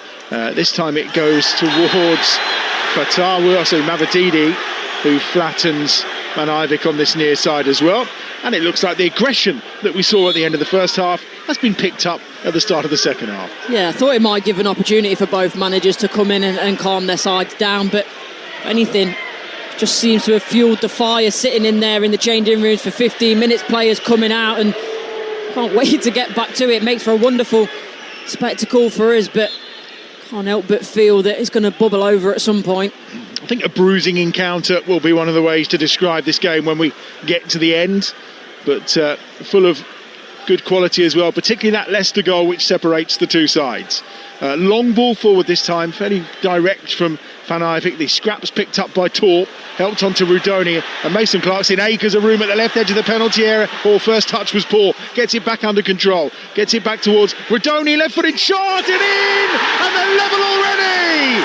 And it's Jack Rudoni for Coventry City within 90 seconds of the start of the second half. Rudoni's shot from the edge of the penalty area goes between the legs of Stolacic and nestles into the bottom corner. And whatever was said at half-time by Frank Lampard, it's done the job for Coventry City. It's Coventry 1, Leicester 1. It's a brilliant start, because even before that, the way that the ball gets out to Mason Clark, quick 1 and 2 touch football from Coventry. They really turn the tempo up, and then, by the way, Ellis Sims plays a vital part in this, because Ben Nelson is too bothered about scrapping with Ellis Sims, and as Rudoni takes that shot, Nelson isn't really paying attention to the ball, he's more paying attention to Sims. The ball goes onto his foot and in the back of the net. And it's come off the inside, I think, of Sims's left foot and into the corner. And you're right, Nelson scrapping with him. There was a player on the line as well. So Sims will be credited with a goal. He didn't really know too much about it. He had his back to goal and it's gone off his calf and into the back of the net. So Sims goes down as the goal scorer. He's got 10 for this championship season now, 3 and 3 for him as well, and level terms. And we wonder why there was no changes made at half-time, and I was about to ask you whether you thought it was the right decision. Well, the fact they've responded like this, I'm guessing the answer is yes. Yeah, I think Frank Lampard has obviously felt that the information that he could give to his players. Well, they're playing on here. Esse thinks he's just scored, but he hasn't. The flag was already up on this near side. It'd gone out of play. There was a little ricochet. I think Nelson again was involved there with Essay and Sims, and eventually it was decided the ball had gone out of play, and it will be a goal kick for Leicester City. Or he's given an offside, actually, I think, in the end. Yeah, but going back to what I was saying, Frank Lampard obviously feels that there's some information and some tactical tweaks that he can give his side that are going to improve what they were doing in the first half, which is evident already. Also, it's a little bit of luck, but by the way, yes, it's probably a bit fortunate for Ellis Sims, but he's in the right place at the right time, and that's so important for a centre forward. And sometimes when you do the right things, you make your own luck.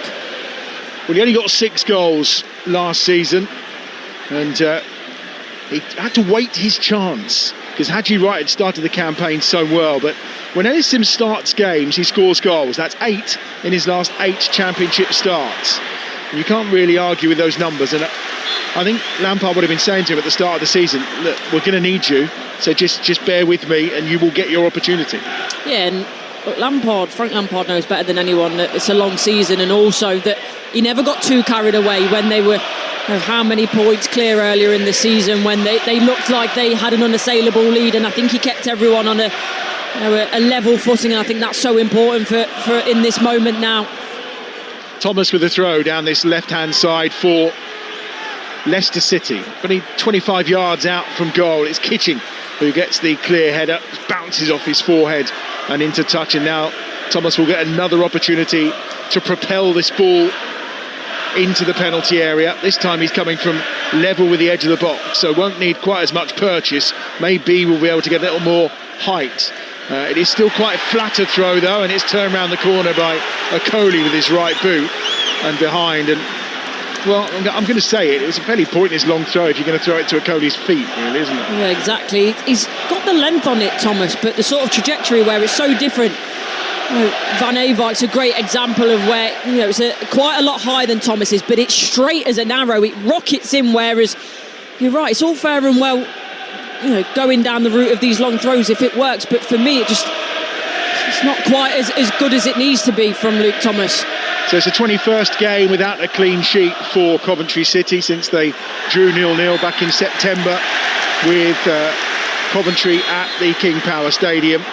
The longest run in the Championship, first team actually since I think Cardiff back in 21-22, who went 25, but of course it was 28 last season in the Premier League, wasn't it? It was quite a lengthy run, 27 in the Premier League without a clean sheet. So conceding goals for the last 2 campaigns has been a real thing, and yet again they've actually conceded and scored in a Championship game. That's 10 in a row now for Leicester City, but I always felt that at some point they would concede today, given the arguments between the goalkeeper and some of his team during that first half.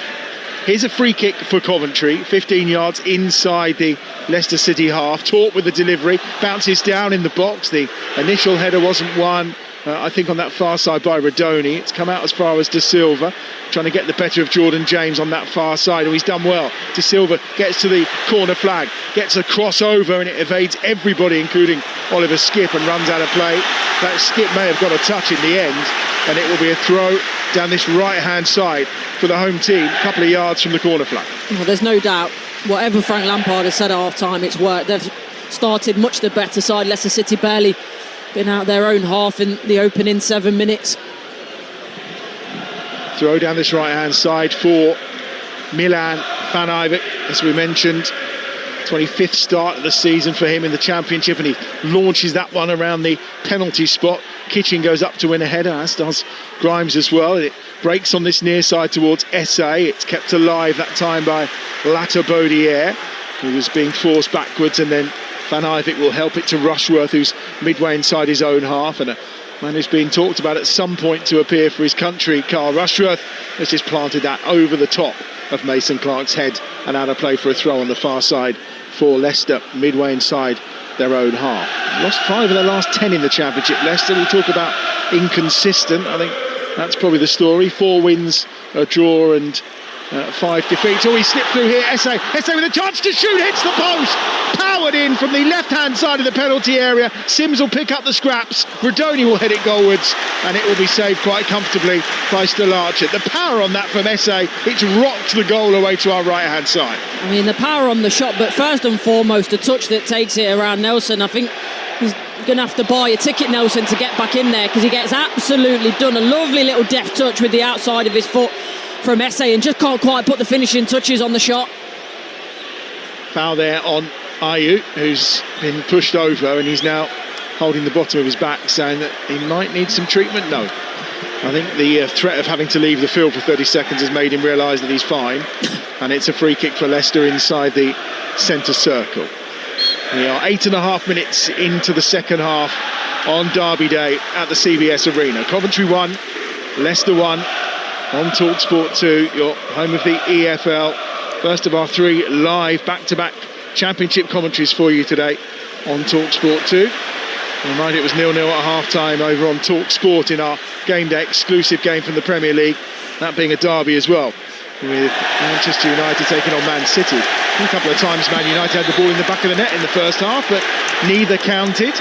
Ayew is down again here. This time he's holding his face just down below us. What happened is Van Eyck gets round the side of him, he gets a foot to the ball, and then the ball hits Ayew on the face and goes out for a Coventry throw. He's up and about and okay.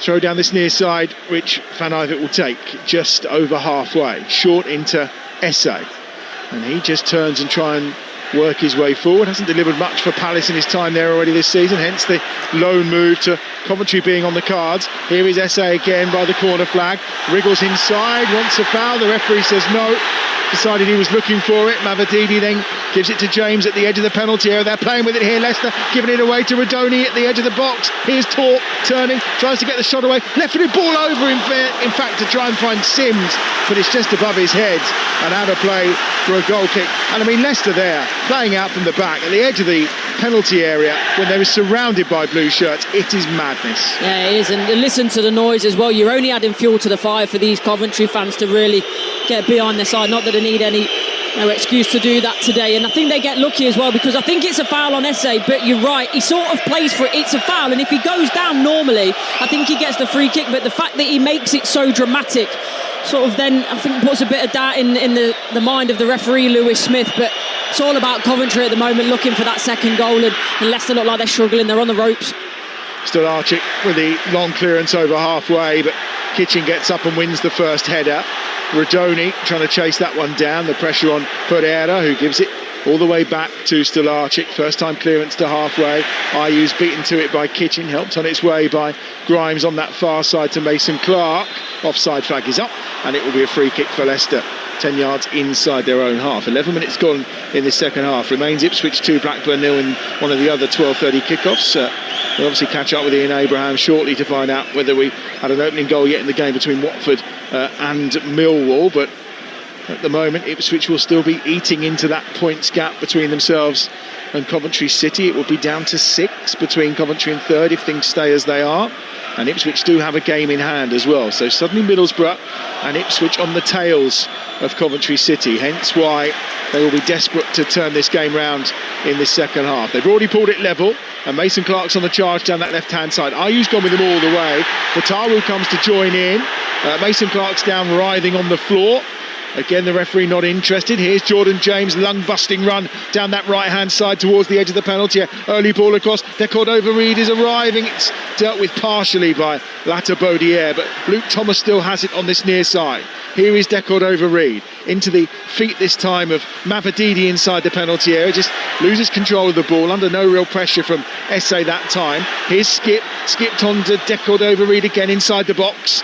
Again, he's thinking about where to go. It's patient from Leicester. Oh, and there's a miscommunication there between Thomas and Mavididi. They almost give it away. Picked up again though by Pereira. Edge of the penalty area, right-footed ball out to that far side. Fatawu does brilliantly to keep it alive, but it just spins away from him and out of play. What will be a goal kick to Coventry City away to our left-hand side. It's all about the first phase of the play for me when Jordan James gets down that right-hand side. It's phenomenal ball in, but fair credit to Latter-Baudier, who doesn't get anything on the ball, but just does enough to put Decordova-Reid off. Rodoni sets Mason Clark away on the charge towards the edge of the penalty area. A couple of step-overs on his right foot. Rodoni, edge of the box, tries the shot, deflected and blocked by Skip. And it comes out on this near side, and it will be cleared first time by Mavididi up towards halfway and towards Ayew. Latter-Baudier comes across, picked up now down this right-hand side. Van Eyck has it.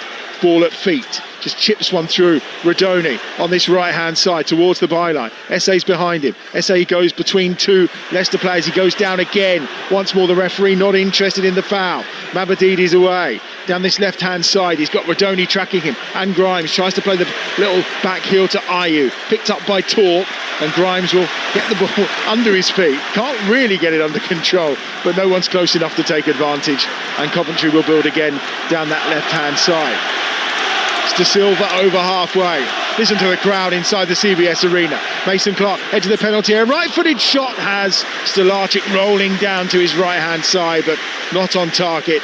And it skips past the right-hand upright and behind for what will be a goal kick. 31,500 almost inside the CBS arena. And they've had good fare, good value for money so far. Here on Talksport, it remains Coventry 1, Leicester 1. And I tell you what, whether it be the Coventry fans or the visiting Leicester ones, they've made some noise in this stadium today. The atmosphere has been absolutely brilliant. Yes, because of what's obviously happening on the pitch, but also the fans have massively played their part today. It's been brilliant. It's a long one over the top for Ayew to try and get after. Liam Kitching is there.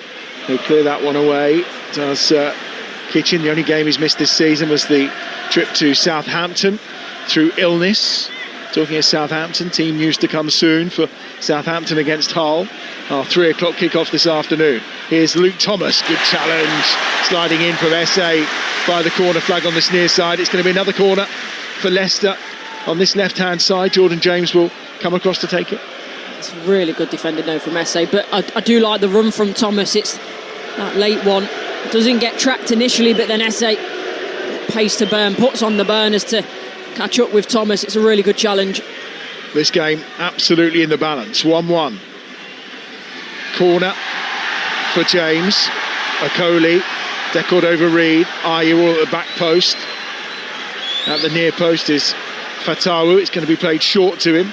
Back to Jordan James. Bit of a bouncing ball. Comes out to Pereira, who does really well to control it. Now James has got a better angle. Esse's arm was up, but it's not in an unnatural position. It looked fairly unnatural to me, but Lewis Smith waves it away. It was outside the penalty area anyway.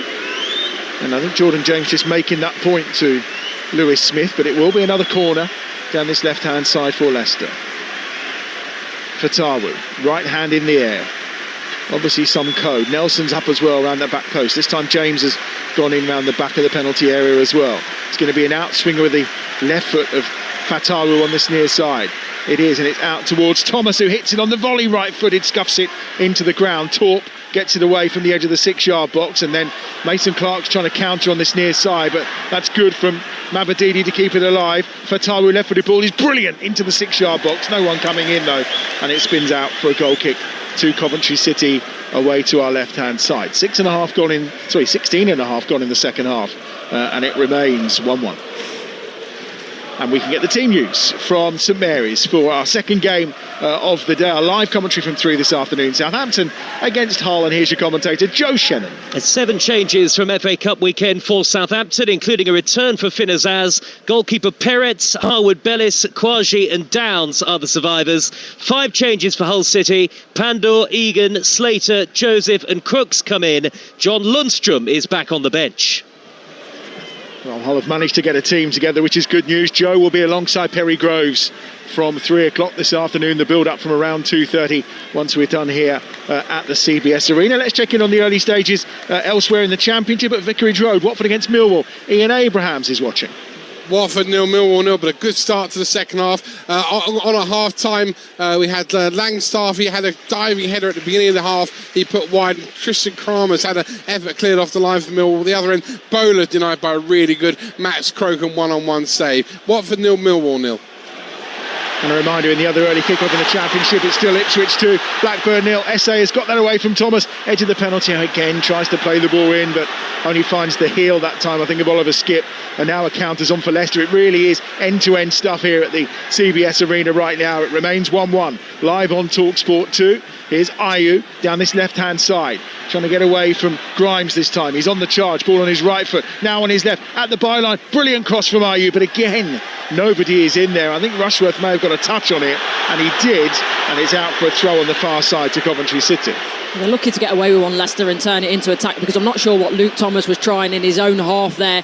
Tries the Cruyff turn, gets dispossessed by Esse, but at that point, when he's driving forward, when he's got time and space, he has to do better. Esse, I know he's a young player and he's got so much talent, but his decision making there has left a lot to be desired.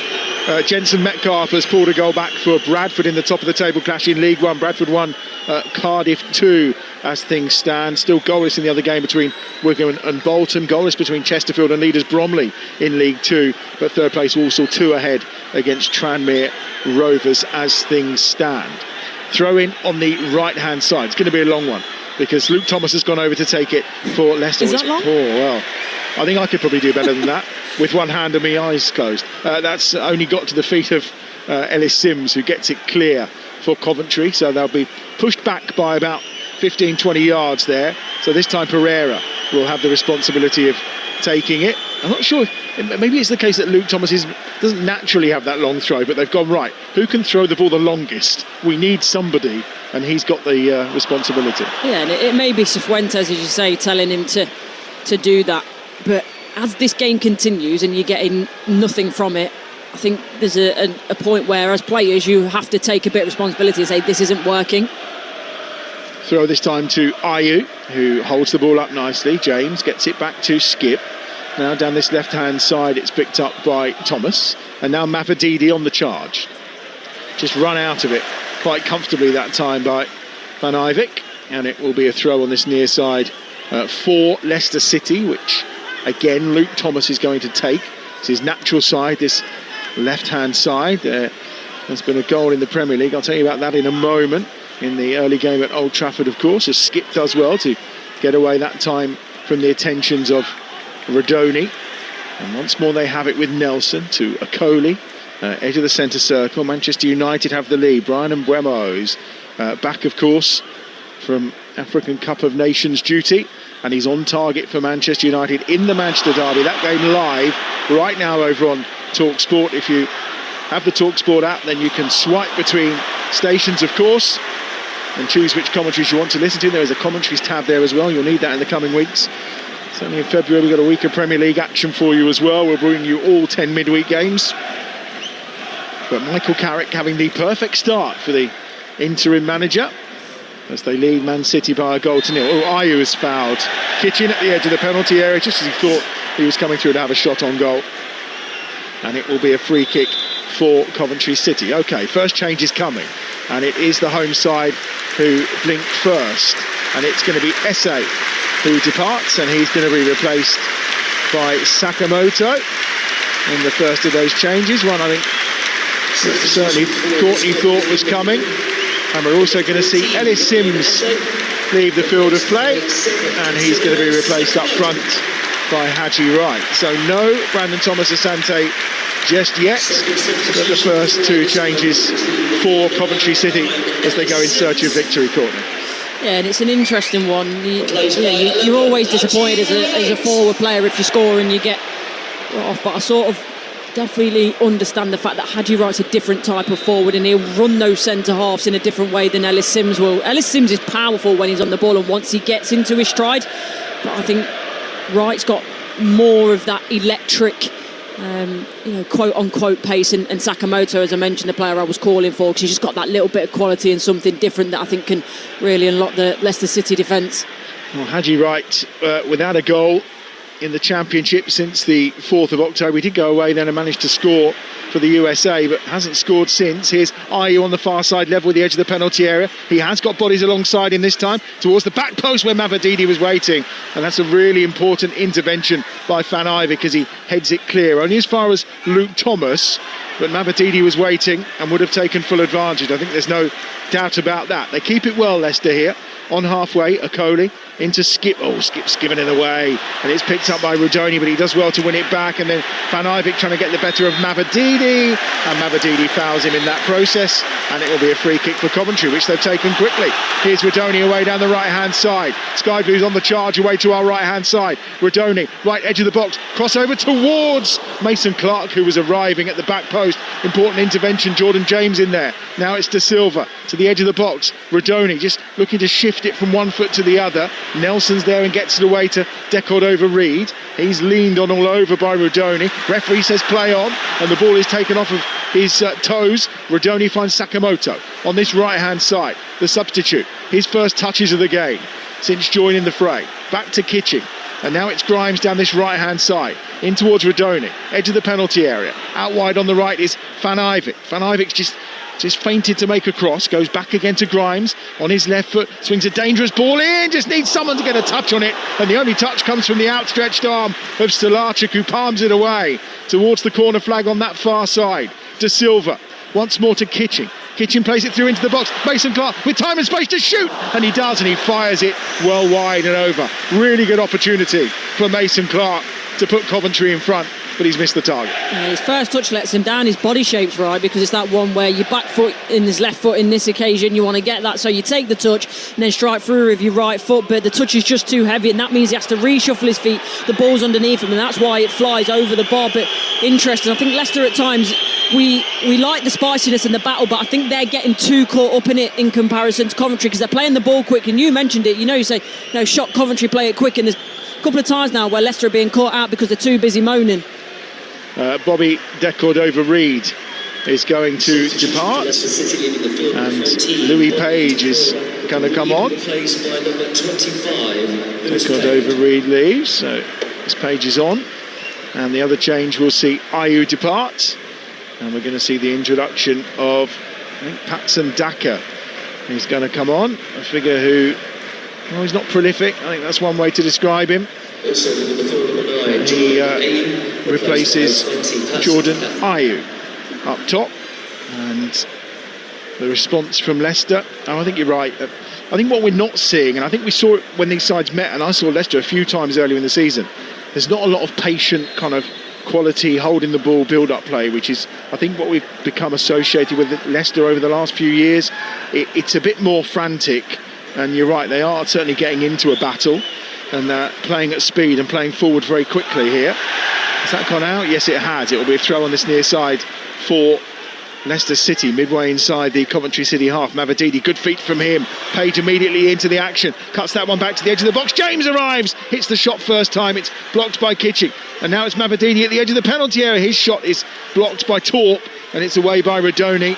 Onto that far side, they keep it alive on that far touchline with Fatawu putting the pressure on De Silva down that right-hand touchline. Daka's in the middle, and he goes down as Fatawu too easily, according to referee Lewis Smith, from that challenge from De Silva, and the ball's in the arms of Rushworth. We've got 19 minutes left here. It's one apiece.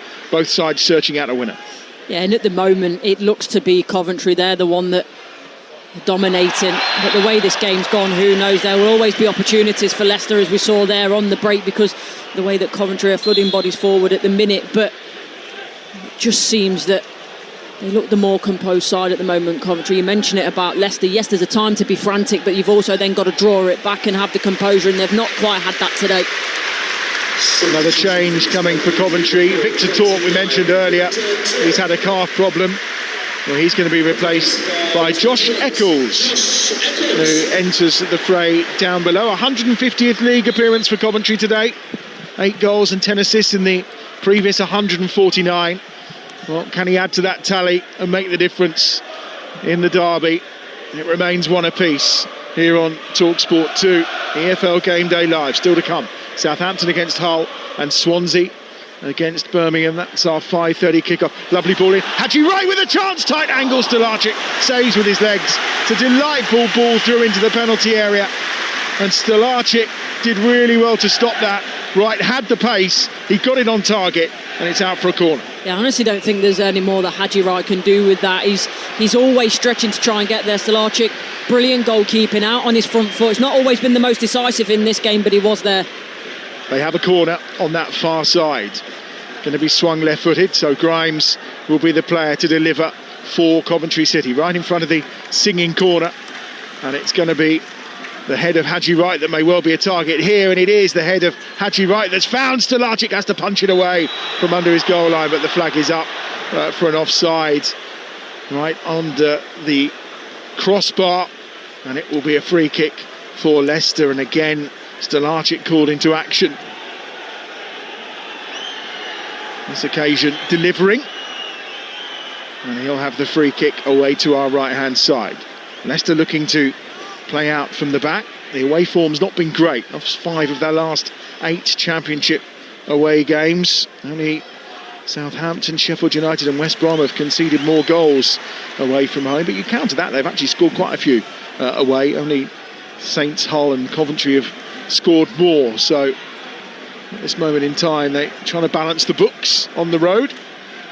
It's Van Ivik for Coventry City, deep inside their own half. Here's Latabodiere again, going for a long ball. This is more direct over the top. Oh, Nelson's let it bounce. So's Coley. Haji Wright with the strength in the box. Oh, he goes down. Is it a penalty? Lewis Smith, the referee, says no. Rodoni hits the shot, deflected and behind, and he says it's a corner, and he's immediately surrounded by Coventry City players who feel that should have been a penalty for Haji Wright. It has to be. It absolutely has to be. So they don't deal with the first ball, Leicester. I think it's Nelson, isn't it, that gets underneath it. The bounce then does a Coley.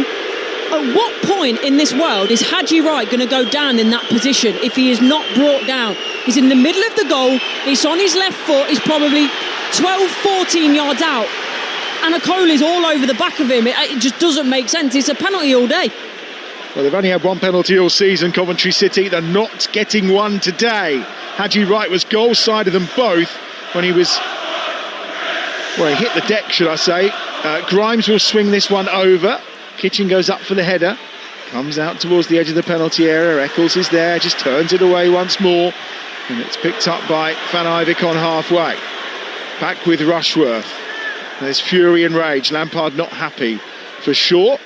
As that one's nodded down on that far side. Sakamoto will try and keep it in, but it's out of play. And it will be a goal kick for Leicester, away to our right-hand side. We don't have monitors here. We do have eyes back at base. Not sure whether the feeling was that was a penalty or not. Courtney's fairly convinced. And, our producer Sam has got the eagle eyes. He thinks it looks a penalty, but it did go down in instalments. And talking of going down, Eccles is shoved in the back by Oliver Skipp.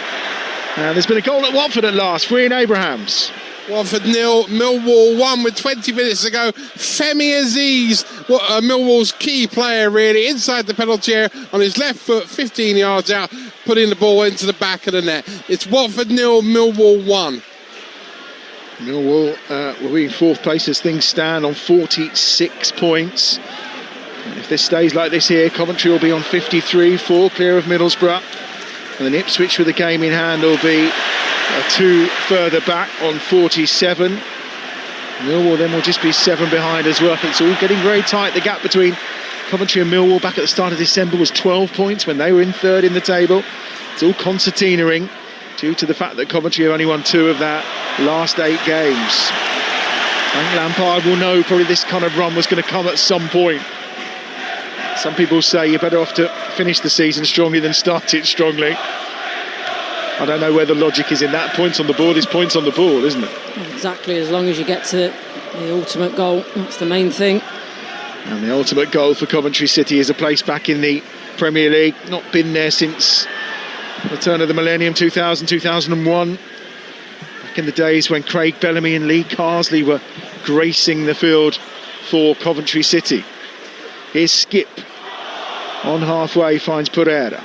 Now Gordon James just goes over the ball, and well, a foul according to the referee. Matt Grimes is the player that's punished. I mean, the one thing I will say, we're 77 minutes into a game that's been quite fractious. Not one yellow card. Yeah, it's credit to the referee. He's tried to let it play as much as possible, and that's all you ever ask for a referee, consistency as well, and he's certainly been consistent with his decisions. Jeremy Monger, I think, is about to come on for Leicester. I think maybe are we going to see a card here? No, we're not. Sokoli on that far side. A second goal for Manchester United. Patrick Dorgu. Well, Michael Carrick off to the perfect start as interim boss at Old Trafford, and no better than to get the better of your noisy neighbours, I guess, on an afternoon in the Premier League. They always seem to just raise their game when it comes to City and Arsenal and Liverpool, don't they all? It's a Cruyff turn in the penalty area from Rushworth to get the better that time of Patson Daka. He got away with it. My heart was in my mouth. Not sure about Frank Lampard down below, but that could have been a moment. But Rushworth with the confidence to do that, and he got away with it. But Leicester have it on halfway. Page back towards Skip. Skip just holding the ball up and going again to Nelson. 12 minutes to go. 1-1. Helped on its way again by Page. The chase is on here. Daka's got there first. The offside flag goes out. He knew it as well because he took a little glance across before chasing after the ball. Brandon Thomas Asante is looking back at the bench to say, come on, when is my turn to return to playing? Here's the change coming for Leicester City then. Yet another one, and I think the fourth official, has he got it right? Yeah, Mavididi is the player that is coming off. So Mavididi departs to be replaced by Jeremy Monga. That was a change from the game against West Brom, with Mavididi coming into the starting 11 today and Monga dropping down to the bench. So Thomas Asante is getting ready to come on to make his first appearance.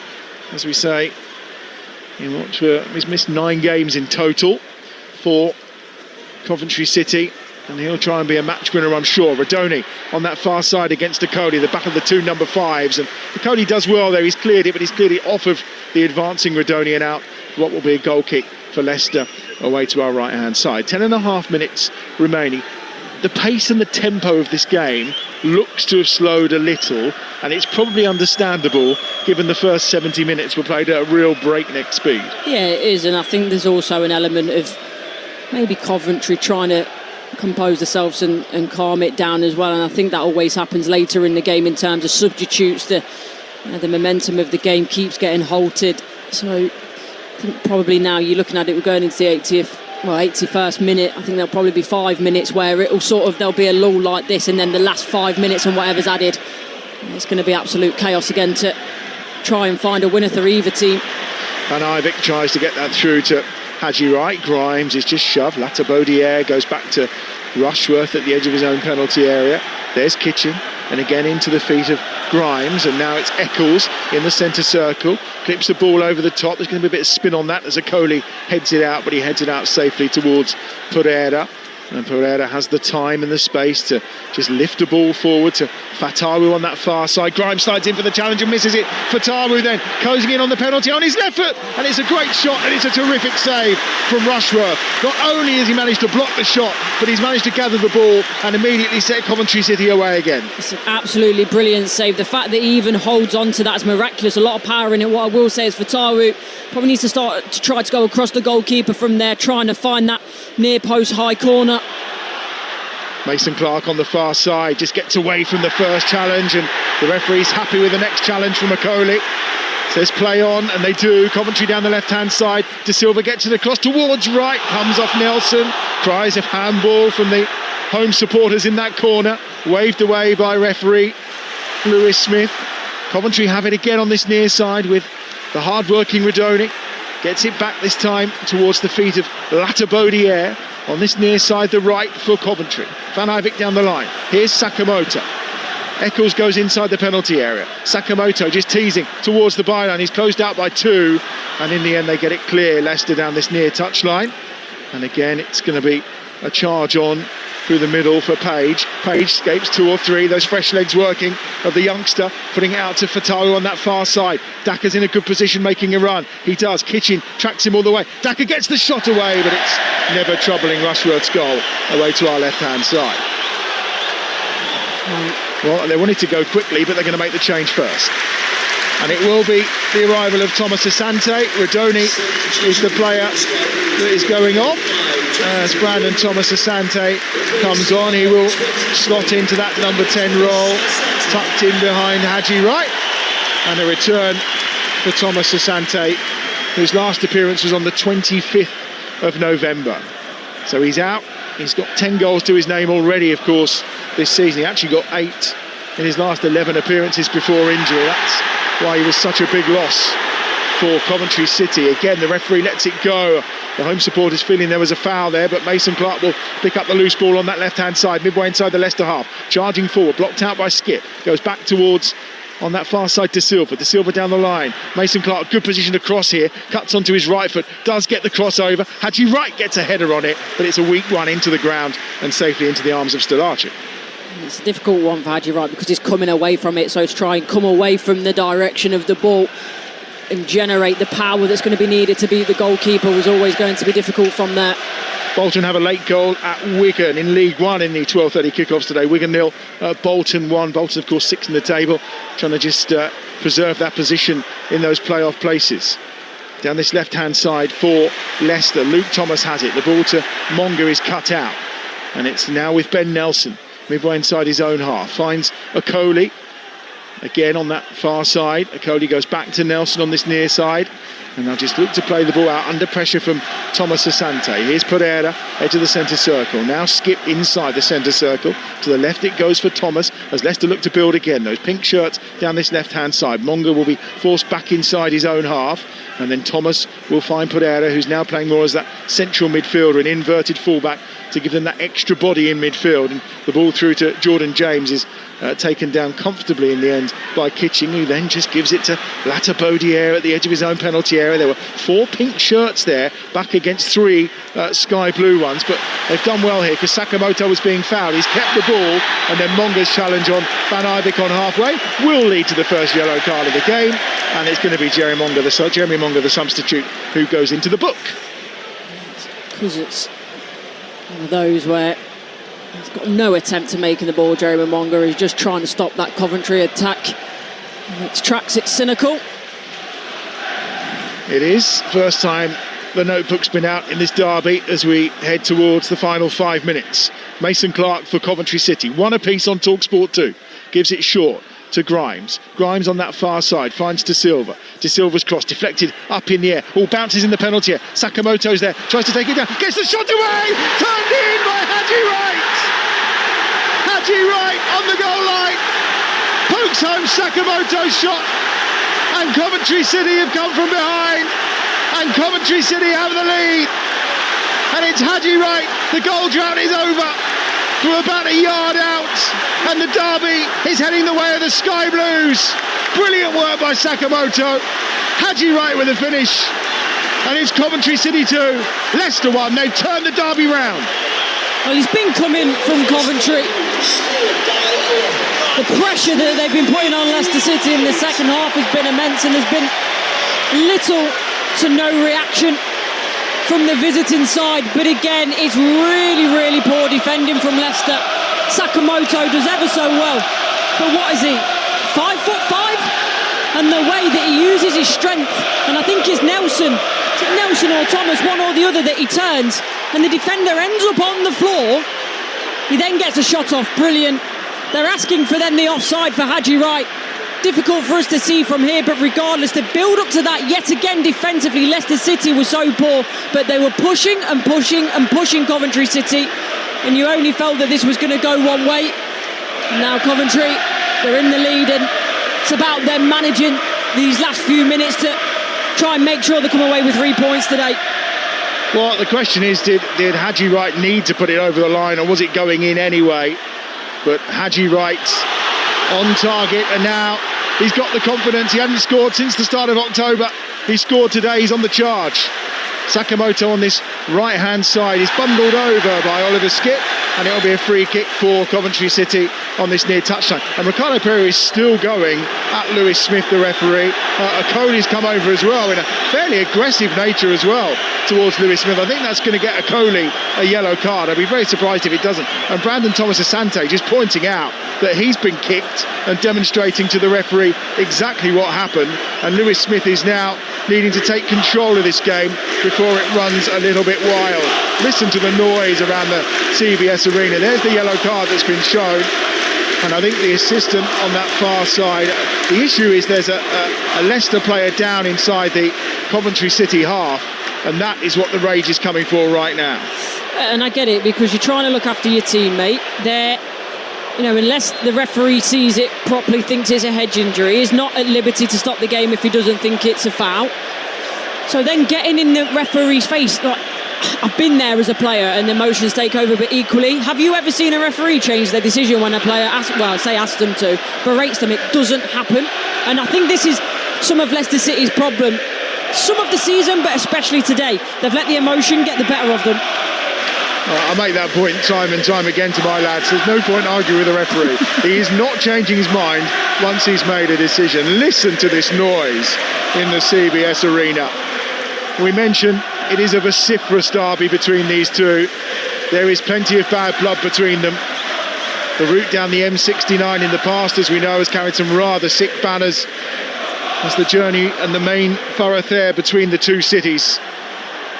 But today it's been a hard-fought contest that very much was in Leicester's hands at the end of the first half. But the second half performance from Coventry City, they've shown some grit. I think we can all accept they're not playing that well. Things aren't clicking for them in and around the penalty area. But somehow, as you find with teams who are chasing promotion and chasing titles, they find a way. Yeah, absolutely find a way. And that's the mark, isn't it, of a good team. You're not always going to be able to play every single game at full capacity and beat teams 5 and 7 and 4 like they did at the start of the season. So you have to find different ways to win games, to have that character. And Coventry have shown that in absolute abundance today. Patson Daka is up and about on the far side. In the meantime, we've ticked round to 89 minutes here. Free kick down this right-hand side, which Matt Grimes is going to deliver into the penalty area. It's probably about 25, 30 yards out from goal, but it's on this near touchline, a couple of yards in. There are a couple of Leicester subs waiting, but I think they're going to allow this free kick to be taken first, and it will be Grimes on this near side who will now take it and look to deliver it into that Leicester City box. Stolarczyk on his toes at the edge of the 6-yard area. There's a clutch of blue shirts running in towards the penalty area. De Silva on the half volley from the edge of the penalty area. That's over the crossbar. Another goal at Watford for Ian Abrahams. Watford 0, Millwall 2, all over here now. Josh Coburn set through by Negley. Cute finish past the goalkeeper into the back of the net. Watford 0, Millwall 2. We've just ticked round into added time here, but the assistant, well, his first ball's not working and his second one is about to be used to do the substitutions for Leicester City. So Oliver Skipp is coming off and no surprise that the substitute coming on to replace him is Boubacar Soumaré. He's on to replace Skipp, and then the other change sees Ricardo Pereira coming off and Silko Amari Thomas coming on, who I think you mentioned, Courtney, before the game, it's surprised he's not had more opportunities. Yeah, and I understand with sort of Mavadidi and Tara as the wide players, but equally I like the look of him. He's been deployed a lot when I've seen him centrally, and he doesn't look like a number 9 to me. He looks like a wide forward, but he's got attributes that I like to watch in players, so I'm hoping to see a bit more of him this season. We are into 6 added minutes at the end of this game. Reminder, Southampton against Hull is coming up after 3 o'clock this afternoon here on Talksport 2, over on Talksport from 2:30 around the grounds with Adrian Dunn. They'll bring you all the goals as they go in around the Premier League, the EFL, Scotland, the National League as well. A busy afternoon in the Premier League as well. Some big games coming up. That's after 3 o'clock this afternoon. On the attack here is Patson Daka. He's lost possession 25 yards out. Forward it goes to Jordan James on the far side. De Silva is there to try and block anything out, but James has still got the ball at feet. Ball gets the better of De Silva by the corner flag. Eventually gets his crossover. There's players waiting. Daka was there, but it's headed away by Van Ivik. It comes down to Thomas on this near side. Thomas on this near touchline to Monga, who goes down under the challenge from Sakamoto. It's a free kick for Leicester, and it's about 25 yards out from goal, a couple of yards in from this near touchline. It's a huge opportunity. Monga does well, drops the shoulder like he's going to cut infield, and then quickly turns on a sixpence and his ankles get caught. Just in a replay of the goal, I can't actually see what Leicester were complaining about, apart from the fact they defended it quite badly. As Sakamoto puts it across and Haji Wright did indeed poke it in. So Coventry lead 2-1. 4 minutes of added time, although I reckon that's probably going to go beyond the 6 that have been prescribed so far by Lewis Smith, our referee. Here's the free kick. Luke Thomas, left footed, it's gone in low, it's evaded everybody and it's bouncing around near the penalty spot and has to be hacked clear by De Silva. Taken down by Fatalu on the far side, dispossessed by Haji Wright. The Americans on the charge up that far touchline. Jordan James is with him, but Wright physically has got the better of him, and in the end there's a shirt pull. And that will be a yellow card for Jordan James, the man who opened the scoring in this game for Leicester City in that first half. And it will be a free kick on the far side for Coventry City. I'm just watching the goal back as well. I think there should be no complaints for Leicester, but I'll tell you who should be complaining. Sakamoto. That was already going in, and he nicks it off him, Haji Wright, but probably shows how desperate he is for the goal at the minute. Well, as a former striker, you'd have done exactly the same, and don't even try to deny it. Very easy to say you wouldn't. Here they come again down this left-hand side. It's Silke Thomas for Leicester. Brilliant tracking by Van Ivik, and now Eccles loops a long ball forward, trying to find Haji Wright. It's a knockdown. It's going to come to Mason Clark in the penalty area. Tries to get the better of a Coley. Then he goes down. Is that a penalty? No penalty again. It's in the arms of Stalacic, and the CBS Arena is on his feet, because nobody can understand how Mason Clark hasn't been impeded. I don't get it. I don't get it. The only thing I can think of is the referee thinks the ball's gone. But regardless, he gets the better. It's a Coley again, by the way.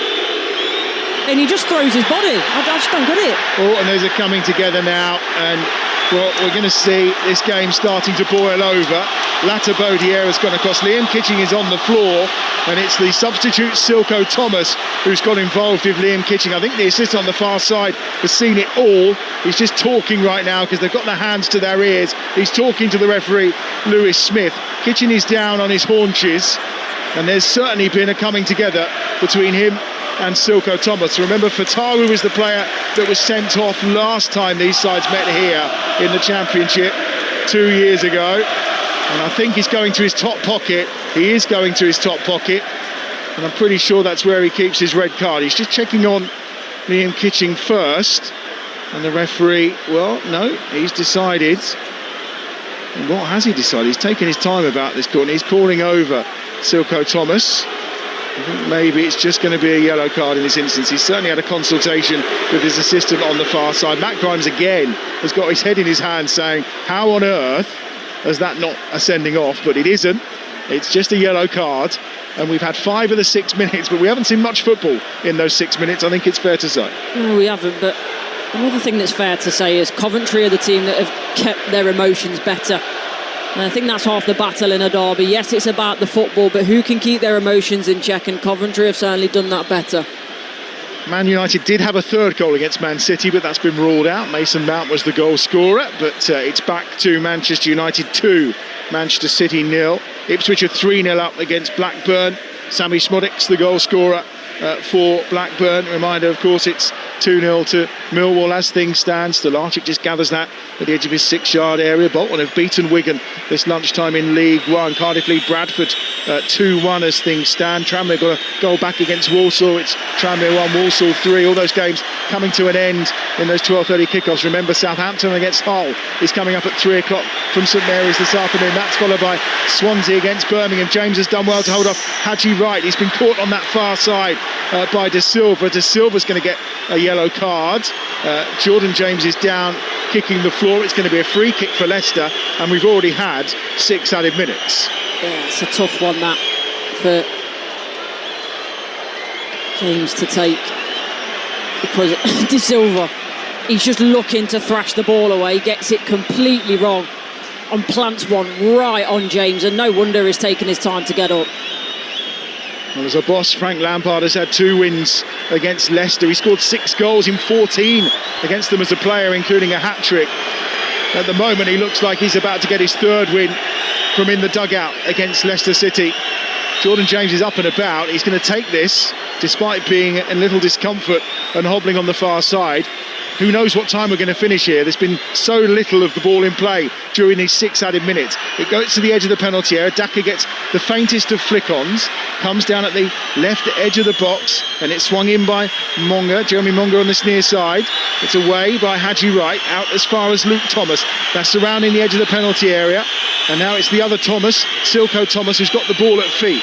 Gives it back to Jeremy Monga. Right footed ball swung in. Lata Bodier with a header away that lifts most of the Coventry City City supporters off of their seats and onto their feet to celebrate. De Silva does well on the far side, but they picked up the loose ball again with Okoli. Now a charge through the middle coming from Page. Page's left-footed ball slipped in. Daka's going to try and get there to get the shot away. Tees it up. Oh, it's blocked by Rushworth. The shot from Fatawu. There was no power on it. It was a tight angle at the edge of the 6-yard box. It's saved by Rushworth, and the referee puts his whistle to his lips, and the leaders solidify their place at the top of the championship. It's a first win in 4 for Coventry City, and the M69 derby goes their way for only the second time at championship level. They won here 2 years ago, and they've come from behind again today to secure victory.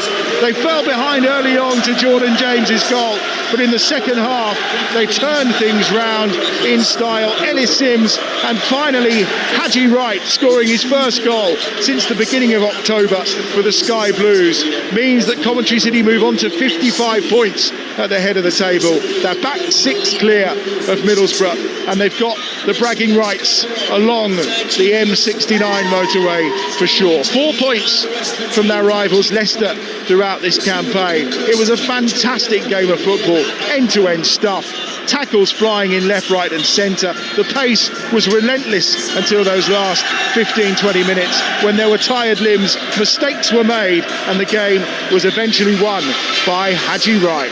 A wonderful advert for championship football, and it goes the way of a very happy CBS Arena. The Sky Blues back to winning ways. A first win in 4. It's finished. Coventry City 2, Leicester City 1. Adam, thank you very much. And finally, 2026 begins for Coventry as they pick up their first win of this new year. Let's look back on that result then with Courtney Sweetman-Kirk. And Courtney, obviously at half-time we were speaking about the fact that, Coventry weren't really in the game in the sense of they hadn't even had a shot on target in that first half. So how on earth did they turn it around?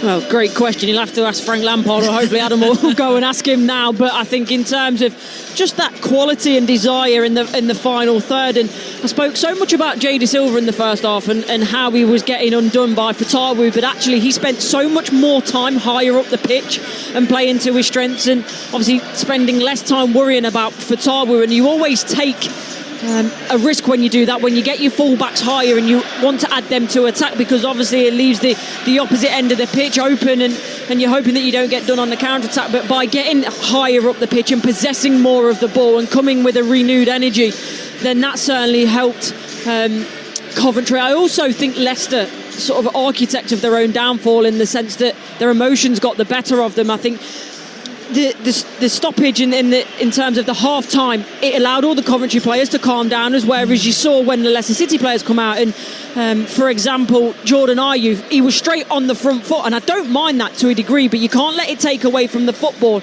And I think he was more preoccupied on sort of trying to wind the Coventry players up, that he wasn't actually too focused on his own game, and that just built and built and built. So they looked the more composed Coventry in the second half. The changes by Frank Lampard, and one of the ones that I mentioned in terms of Sakamoto, thought he was excellent when he came on.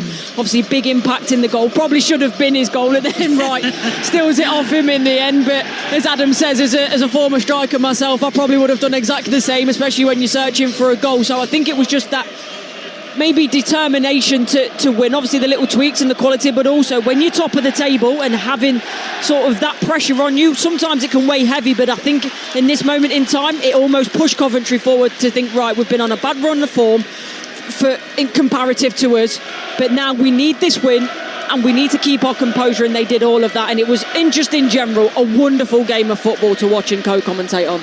And we can see Frank Lampard certainly enjoying the celebrations as he was doing his fist pumps to the Coventry supporters there. I mean, this will just feel massive for them, because questions were being asked of them in the sense of, could they deal with the pressure? Were they having some promotion jitters as well? But to come through and beat a team who, let's not forget, have had Premier League experience before, to come through and beat them like they did, that's just going to hold them in good stead, isn't it? Yeah, exactly. And regardless of where they are in the table at the minute, Leicester City, that's due to inconsistency. And actually, especially in the first half, they played quite well. So Leicester City are no mug. So, as you say, to come through that game the way that they did against that type of opposition as well. And I said it before the game, if they get the 3 points today, Coventry, the push that gives them at home, against local rivals, against a good team in the Championship. That could be the start of it in terms of a massive run of games for them. And I think the 0-0 draw was the start. Then after that, they went 6 games, won every single one. Now they're hoping that this game again against Leicester City and this win has the same sort of effect, that they go and win this, and then this is the start of another fantastic unbeaten run for them that eventually sees them in the Premier League. Courtney, it's been a pleasure, as always. Thank you very much, and to Adam Bridge as well. Safe journey home to you both. So I should say that Leicester's next game is a trip away to Wrexham on Tuesday. And as for Coventry, they are at home on Tuesday to Millwall.